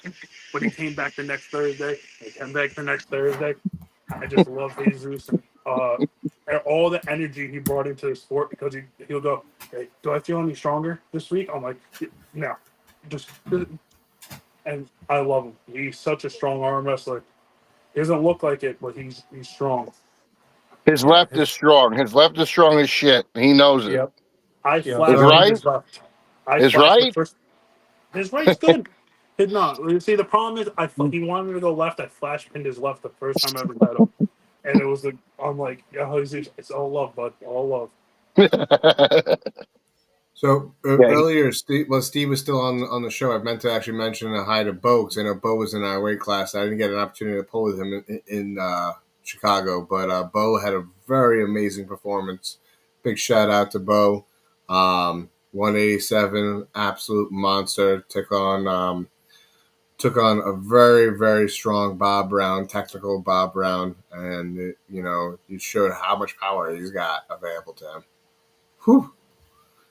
I I'm love Bob kind of Brown. glad I didn't have to pull him because I think he would have ripped my arm off. But I pulled uh, Bob Brown. I got a chance to pull Bob Brown oh, you did? in a tournament. It was New Jersey Championship with at Dad's Bar and Grill. Okay, it's a Uh, great venue. Great venue. The food, the horns they make over there, unbelievable. Got to pull him, completely flash pinned him, ended him in 3 seconds. But he goes, "Holy shit, you're strong. How old are you?" I think I was 21 at the time. I go, All 21. He right, goes, "Screw you." you guys are in for a treat right now because we have another special guest joining us. We got Ian Carnegie of Major Oh Arm my! Wrestling Championships. oh, I love this guy. There goes the neighborhood. I Property text this value guy. plummeted. Friggin'. I text Ian from here and Hide your there. cats and your dogs. All right, all right. So what have I missed? Probably the whole show. I'm sorry, Dan, that I came off so late. I got caught up. That's all good. What do you Listen, want to life talk? happens. What did you guys talk about? Did you guys talk about the Mac events at all, or? So we talked briefly about the fact that we had the 71 matches. Now we have 30 matches, and because we were afraid of it being too short, we're tacking on a no elimination tournament. Isn't that funny, to guys? Isn't that funny? Having 31 matches and we're afraid that we'll end the day too quickly. Hey, I gotta say, Ian, I gotta say sorry to you because I know you wanted me to compete for you, but I got I'm injured. so annoyed. I don't even want to talk to you. Okay, I okay, don't even want to talk to you. I got the I'm passport. The so passport's I'm done. so annoyed at you. I specifically said in New Jersey, I'm like, you're strong as fuck. You probably are in line to be one of the best arm wrestlers in North America. And I said, provided one thing that you don't do. I have it, but I got injured. That's it. That's the one thing. And you Yeah, I failed. know. You But failed. I did get a Mac shirt out of it. Did I you? think well, hang on. Did you put the bad juju on him by telling him not to get injured? You can't tell someone not to do something, I I, thought especially today's youth. Come on, Ian, you have kids. You know ready how it for is. this. You tell a kid not to do something, they're going to go ahead and do it. Dude, I had a potential match for you. Like, so Texas has this big black guy, young guy your age, and he's enormous and good. I was really looking forward to matching you two guys up. Lightweight, I think his, lightweight. I think his name is Marcus, maybe Mark or something like Yeah, that. I know you're talking about lightweight. Yeah, he's Lightweight. real good now. Don't He's matter. What's called? Actually, I'll tell you how I got injured. I was at with JJ. It was a Steve Fernandez. I'm dumb. You know me. I don't do anything left ever. I decided to do left hand with learned. Robert. yeah, I learned it. highly regret that. I went into a King's move. Completely ripped my labrum Wait, on your left arm? on my left. On my right's 100% fine. Oh, Don't worry. so I'm fine. I just gotta. oh, I just can't hold the peg right now. But my right's 100% healthy. okay. So what's the time frame for you? September 10th. Sorry guys, I apologize, No, it's but all what's good. This is what September it's all 10th. about. huh? September 10th. Are you saying September 10th? Yes, my full recovery will be in. Okay, well, I have something huge to talk to you about. We'll have to do it offline. I'll text you. Of Yeah, course. and I can't. I'm sorry, guys. I have to be that guy. But loose No, lips sink this is why ships. we do it. But This is why we do I'll it. tell you. I'll tell you the date, and I'll tell you. There's a real big potential for an enormous event. And I do have to get, no offense, I do have to get some really good new and up and coming talent on the super cheap because it's going to be a top heavy expensive card. Okay. And it's not my money. And but I will be, it'll be like a coalition amongst three major, uh, promotions to make this happen. Potentially a 5,000 person venue and Ticketmaster is involved. Okay, it's massive and top heavy expenses. So I am going to need to fill out the rest of the card with guys that need to prove themselves, like yourself. You know what I mean? Give me And a I call. The guy over there next to me, Francis, he helps me a lot. He's my partner in my new arm wrestling team, which I gotta send you a shirt. I told JJ I was gonna send you a shirt. Um, he does a lot of stuff, so we also reach out to Francis, and me and Francis will make all your dreams come true. You can okay. partner me up with anybody you want. I guarantee I'll beat them. Well, that's awesome. Except Um, Levon. Except Levon. No Levon. No Levon. Yeah. I like that. I like that. Do you have your passport? Yes, I have my passport. Do you need a picture of it? I need you to prove to me you got your passport because like last time you said that you were gonna get it and then you No. fucking didn't. So I've been having it, but unfortunately I'm injured, so I can't really text you to compete. Okay. So I've been having it. It is in my safe downstairs in my basement, but I do have it for you. Okay. I Yeah. will get it. I I will get it to will. you. It's fine as long as you know you can confirm right now that you do have it. Then because I don't, man. Like I'm struggling right now with trying to get people's visas approved and like it's not an easy process. So the easier you make shit for me, the more I can The access better you it and put is. you on this, you know what I mean? Put you on the Yeah. Yeah. stage. When I get Um, closer to recovery, I'll send you everything. Um, all my time frames, the exact date I should be 100%. What my training is. I know you talked about doctors appointments and all that stuff about testosterone levels. I'll go see. I'm gonna go see a doctor soon about that. I'll give you that info, and I'll give you the passport. I'll give you the exact date hey, when I'm like, when listen, I'm there's ready. certain advices I don't want you to fucking make public. What the hell are you doing? Well, just fucking keep that to yourself, buddy. You're young enough that you shouldn't have that problem, but no. if you do, then yeah, absolutely get your check. So I did at around 25 because I had been stabbed and I had I fell out of a second story window on my back on my weapon.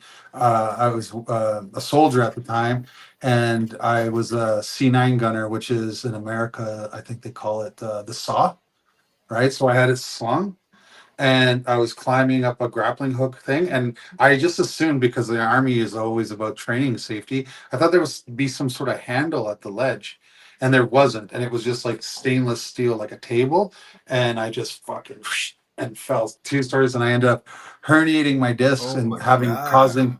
causing some trauma to my back, and my test levels dropped quite a bit, even at 25. So it can happen, you Uh, know.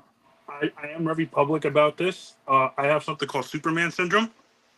Okay. Uh, I build extra testosterone, but I also have imbalances in it.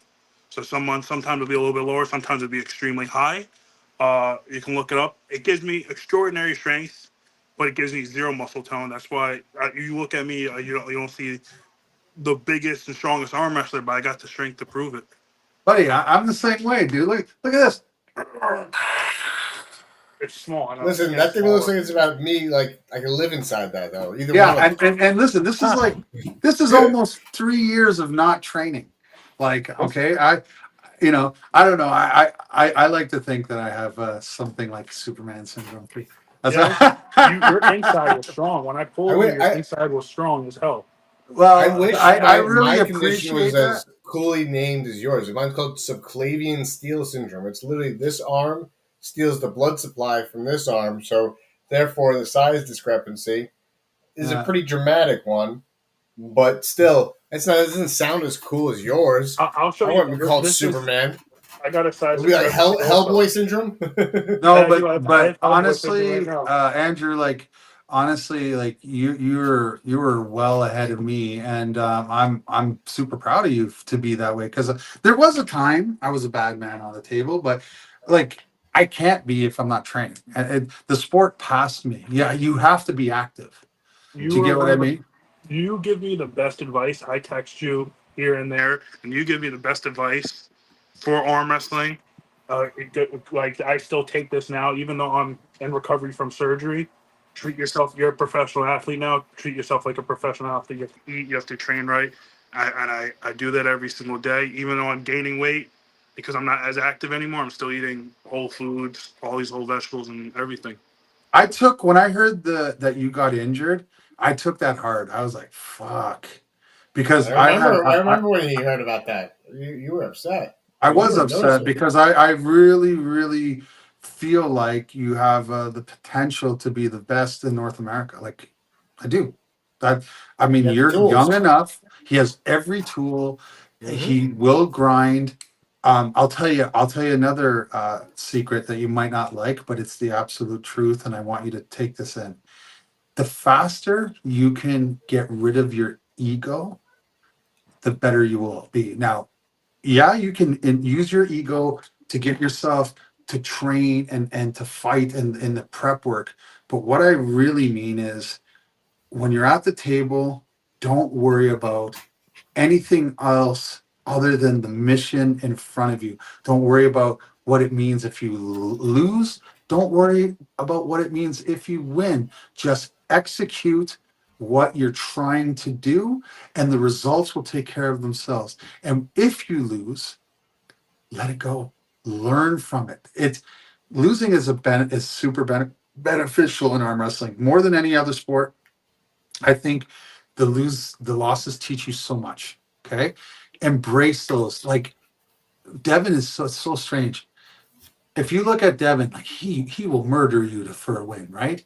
But if he loses, do you see how like he's like he seems to let everything go and he just he's the better man. He's always like very humble after he loses because he knows that shit resonates here. He's got the video to study it, and he is going to go train and be better in those weaknesses. The best example of that ever was years ago when he lost to Taras Ivankin. When he lost to Taras Ivankin, he went and shored up some areas and he went on this ass kicking tour for like 4 years where he killed everybody. John Brzenk, Michael Todd, anybody, like even left-handed, he was beating Pushkar. Like he just went on this tirade. And then obviously he had to go get surgeries on his elbows, and that kind of derailed him for a bit. But it was his ability to take those losses and turn them into lessons. And I'll tell you, Andrew, it is with, I have no doubt. And like, there's a few guys that I also hold in this regard, and it's really going to be between you guys to figure it out. Like, one, do you remain passionate? You have to love the sport. Okay. Yep. Two, can you maintain what? Health. So injury free. And then three, are you willing to drop ego and learn from those mistakes? So I gotta say, Will Blazecki very well. He told me the same thing before I faced SP. He goes, listen, he's strong. He can be stronger than you. You lose, you learn. You know, right? You win. That's a big one for you. You all do this stuff. I got second place. I beat SB, but I got second place in Arnold's. I lost to Michael Ford, such a strong arm wrestler. Really good talent. He's just been training for so much longer, so he knows a little bit more than I do. And I took that loss. I still watch the video today of what I could do a little bit better. I'm like, yo, this was a great experience. First ever Arnold. It was phenomenal. And I gotta correct you. And my name's Anthony, not Andrew. Oh, I'm so sorry. I Yeah, don't worry about it. honestly, I looked at I looked at your name, but I don't have my He readers. has his old man glasses on. Yeah, I don't have my readers on, but I do have a bad memory for names. Honestly, I tell Dan. How many times have I spelled your last name incorrectly, Dan? Oh my God! It took.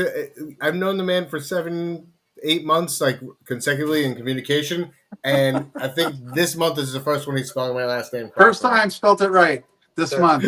Hey, you gotta do what you gotta And do. he corrects me every time. He's like, oh, that's a great poster, but do you think you could spell my name right? Oh, fuck.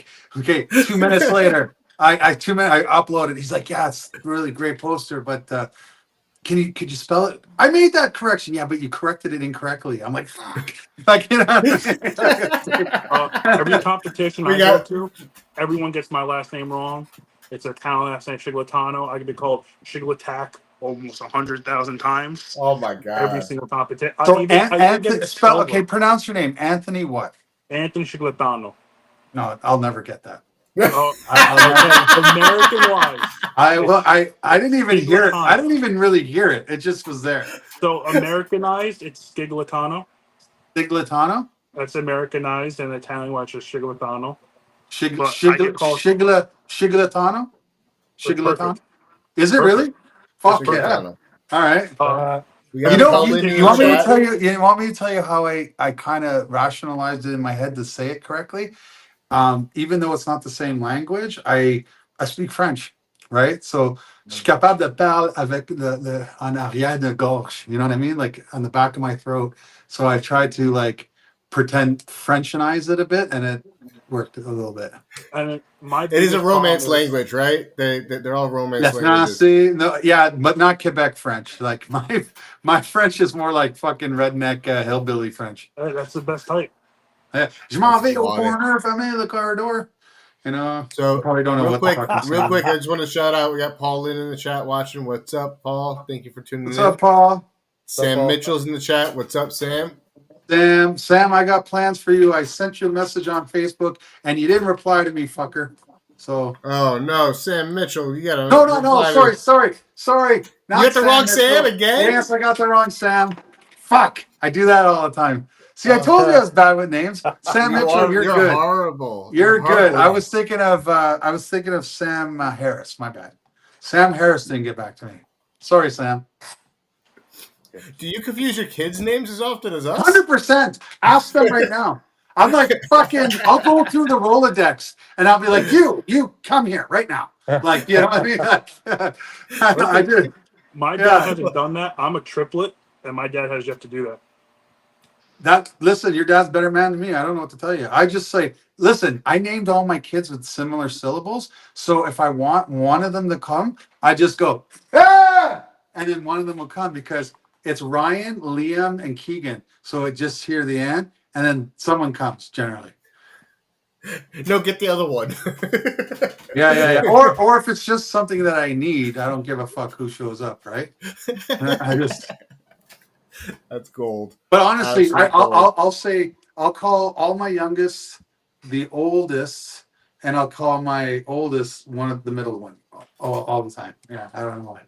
I'm like Ryan. He's like, I'm Liam. I'm at fucking. You know who the fuck I was talking about? You, right now, here. You're in front. You You're know in what front of it. I mean?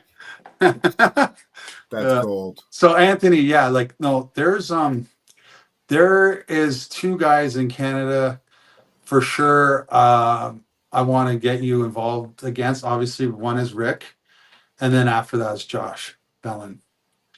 Josh Bellin just won back-to-back national titles, four straight titles. Oh wow. 6'7", 350 pounds. There you go. Listen, That's right up I, your alley. I always love a challenge. I always like to go against someone I know that's stronger than me, and hopefully pull out a I win. didn't say he was stronger than you. I just said I love challenges in life. Yeah. Yeah, but it's not like these are two matches where I think you're going to hurt yourself. You know what I mean? I think. Paul Lynn's giving you a way out, Ian. He says you talk to so many people you can't remember any. I feel that pain. Listen, like Paul, you know who called me at 1 a.m. like technically this morning? Your boss called me at 1 a.m. And then I'm on the phone with Parvin DeBoss from the Pro Panja League, Mike D'Angelo. Like these guys are like big money guys, and I'm not gonna not take the call. Even if it's that zero dark stupid, like I'll take that call. But you know their names at least, right? Yeah, no. But did you not see me trying to think? I was like, Michael. But I'll say this. I think tonight I'm going to I either leave the phone in this room or turn it off by 11. I need some sleep. I don't know if you can tell. No, Yeah, you and don't need to rest. it's really fucking stressing me out. But I'll tell you, those Mac tables are flying off the shelf. I now I've got a bunch of Mac tables in New York, all over Ontario. Um, Michigan has one. Ohio, Marshall Thompson just bought two in Ohio. Georgia has one because it's we're shipping one out to Jerome Loud. Really going to try to get some out to Florida, and eventually, if Western Canada and hopefully Texas, I would really like to get some. How can I get one to my new team in New Jersey? Well, I Except getting mean, the passport. it's not that I can get the tables to Rochester, Oh, that's and perfect. then you and JJ. So they're expensive. They're $1,200, but they're fucking worth it. It's worth every penny. Are they not worth it, Dan? Listen, I had one over at Keystones. I know you weren't there, but I was in charge of bringing it out there, and every single person that touched it said, "Wow, this is robustly built. This is a quality table." I'm like, yeah, it's this one's. I said this before, and I'll say it again, Ian. Up until meeting a Mac table, we would have been arm wrestling on a table with pads on it that we just happened to arm wrestle. I happen to use my table a little bit more before I hold my laptop now when I'm arm wrestling on the Mac table. And because a Mac table is a table built for arm wrestling. Yeah, there's no And other purpose. There's no other purpose for a Mac table. It's one No. of my favorite tables I ever pulled on. I mean, the only other purpose my son could probably take advantage of would like Ian said, was using the fingerboards, as a Yeah, fight. yeah. But that's about it. They're ramps for finger skateboards. But the Mac table that you pulled on, Anthony, it's so much different now. It's so much Oh, different. it's evolved so much. JJ was showing me pictures of the new ones when I Oh. saw him back in May. Oh no, in April, and I was blown away. I was blown away how they look. They've evolved even since then. I was like, Well- we need one. I got to talk to the first time that's going to run our finances for our team, Francis. See if we can afford one. But yeah, Ian, your audio is shot.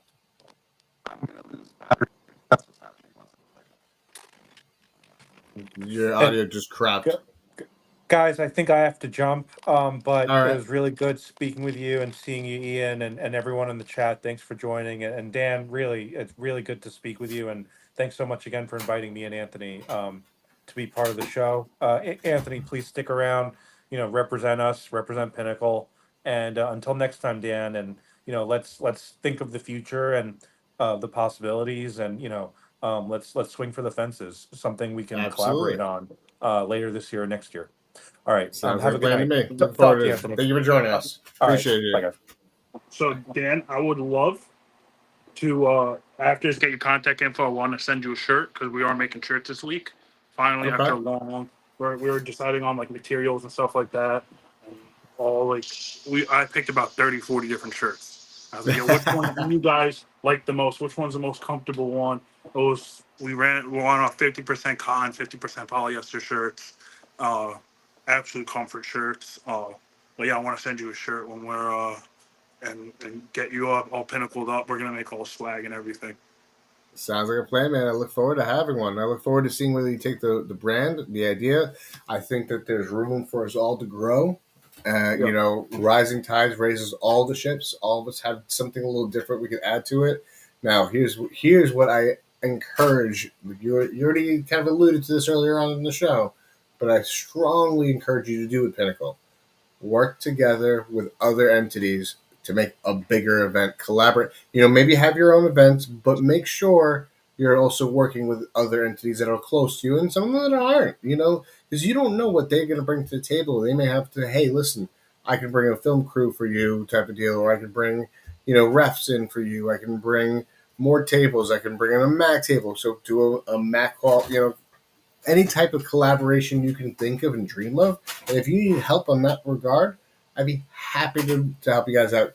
Do something with Beast Mode. Unite New Jersey.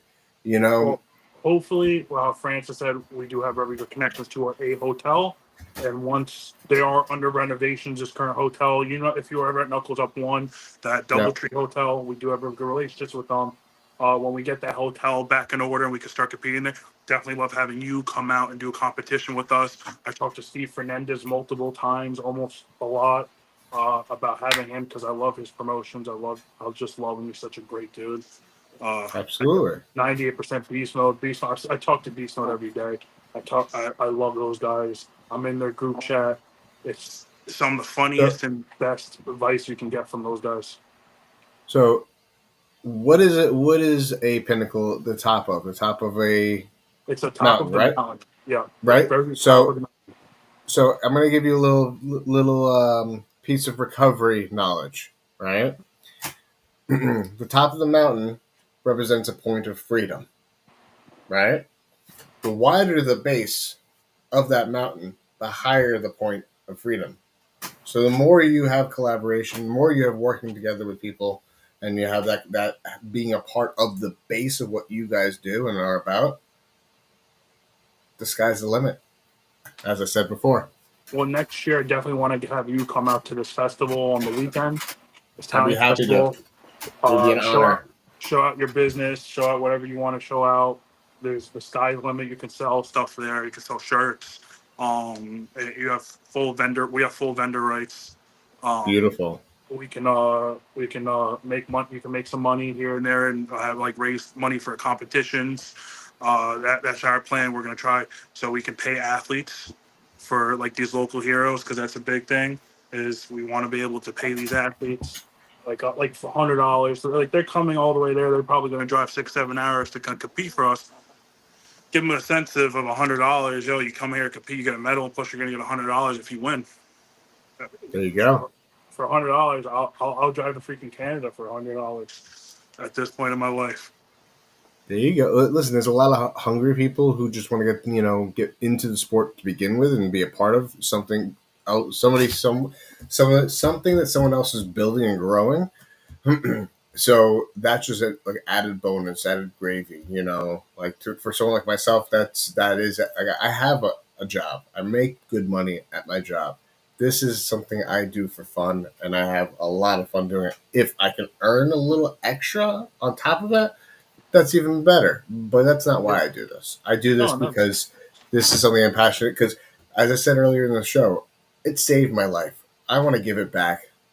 Give back to the community that gave me an opportunity to be the best version of me. So how can I do that? Right here. Like, bringing you on the screen with your partner and Yep. highlighting when you have a set date and a card type of deal. We're going to bring you back on the show and talk about it and then highlight Yeah. where it's going to be so everybody can see it. Yeah. Well, our goal, we're never want to make money. I mean, Francis, I have a great job. I'm a blue collar worker. I'm also a fireman. So I do have a nice life. I'm very lucky. But I told Francis, whatever money we get from competitions, we put in a bank account, we make the next competition bigger. Or we pay the athletes a little bit more. Or we get better food, we get a better merchandise, get more drinks.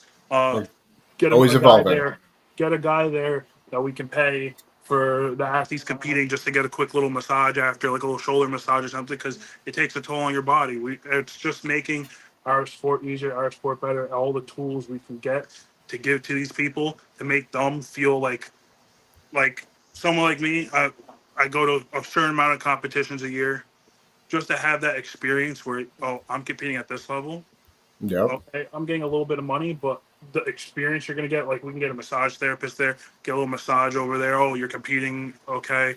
As a We can massage therapist, I love the idea. I think that's something my wellness needs to uncle be said much more pivotal in everyone's day to day. exactly. We can get a barber there, give people haircut like these athletes haircuts. We can Yep. get. I have a bunch of good friends. Get some hydration there. Get these guys hooked up with everything we can, and just put more and more and more and more money into it for the athletes. I told Francis, I don't care about making money at all. I was like, we work. I was like, we're a normal person. Also, we have to work for our money. But it would just be nice to brighten someone else's day up that loves a sport, that wants to do a sport just to make them feel special. That feeling like they matter is going to make Exactly. the world of difference, right? It's all about the experience, as we talked about. This show is all about the experience, right? The experience of arm wrestling is one thing, but experience of togetherness and community. It's a whole nother layer to this that I think we need to highlight more of, and I think you guys are going to do a beautiful job with that mindset. With you being young, you see it, you're more in tune with the youth and how the youth they're gonna look, younger kids, even teenagers are gonna look at you and be more related to you than they would be to me because I'm old enough to be their dad. You know, you're like a big brother to them, and that creates that level of environment. I think it's crucial. I'm excited to see where you take it, and I will be here to help out wherever I can. Yeah, well, if we do a match, you're a local hero. We'll love to have you on a match one day. One of our matches, our super matches. We'll hook you up with anybody you want. Love to have you. We do have another kid that I do want him to compete for me. Fernando Cari from New Jersey, the Oh yeah. 16-year-old kid. I love him. I text his brothers every day. I train with him. I love the kid. He is so freaking strong. Every practice you go to, it's like, Anthony, today's the day I'm gonna beat you. I was like, you're never gonna do that, but I love your attitude, and I It's love the kid. great attitude, great personality to have. Did you ever have the chance to pull him? Oh yeah, me and Fernando pull all the time. He's a Dude, monster. every day he's getting stronger. Every single day. And you know, I think I beat him when he was like when I first met him, but then as time goes on, I'm not beating him anymore. Nope, He it's just started not arm happening. wrestling when he was 10 years old. So Mm-hmm. they're originally from Peru. Yep. Both of his older brothers were professional arm wrestlers in Peru Yep. before they moved to New Jersey. I told him, I was like, in Peru, would you say Fernando's the best arm wrestler? Yeah, Fernando's the best arm wrestler in Peru. I was like, I'm about to go to Peru and compete. Gonna have some fun. There you But go. yeah, There you go. honestly, he Well, has the two of the best brothers he can ask for arm wrestling. it's definitely an awesome family style event too, because not for nothing, arm wrestling has one claim that not many other sports have. Very few actually have. Every man or woman has participated in one fashion or another throughout their lifetime. So, Definitely. on that note, Anthony, it is an absolute pleasure. I'm gonna say we're gonna close it out. We've been over 2 hours now. We only have a couple of viewers. Thank you, everybody who stuck out there at the whole entire show. Please follow me, share me, reach out to me if you want to hop on the show. We have some availabilities, spots coming up. So if you want to highlight any of your endeavors on this channel, on YouTube, on Facebook, sometimes on Instagram, please feel free to reach out. Anthony, again, it's been a pleasure Thank and you an so much. honor to help highlight you guys. I look forward to seeing what you guys do with Pinnacle arm wrestling. I think that you guys, I know you guys are the future of the sport. Without you, the sport can't go on because you're the youth, right? You represent it. Of course, we'll love to send you gear and we'll love to get you out for our competitions. It was a pleasure talking to you. Love everything you do for our sport. I hope to talk to you soon. Absolutely, brother. Catch you Of course. later. Peace.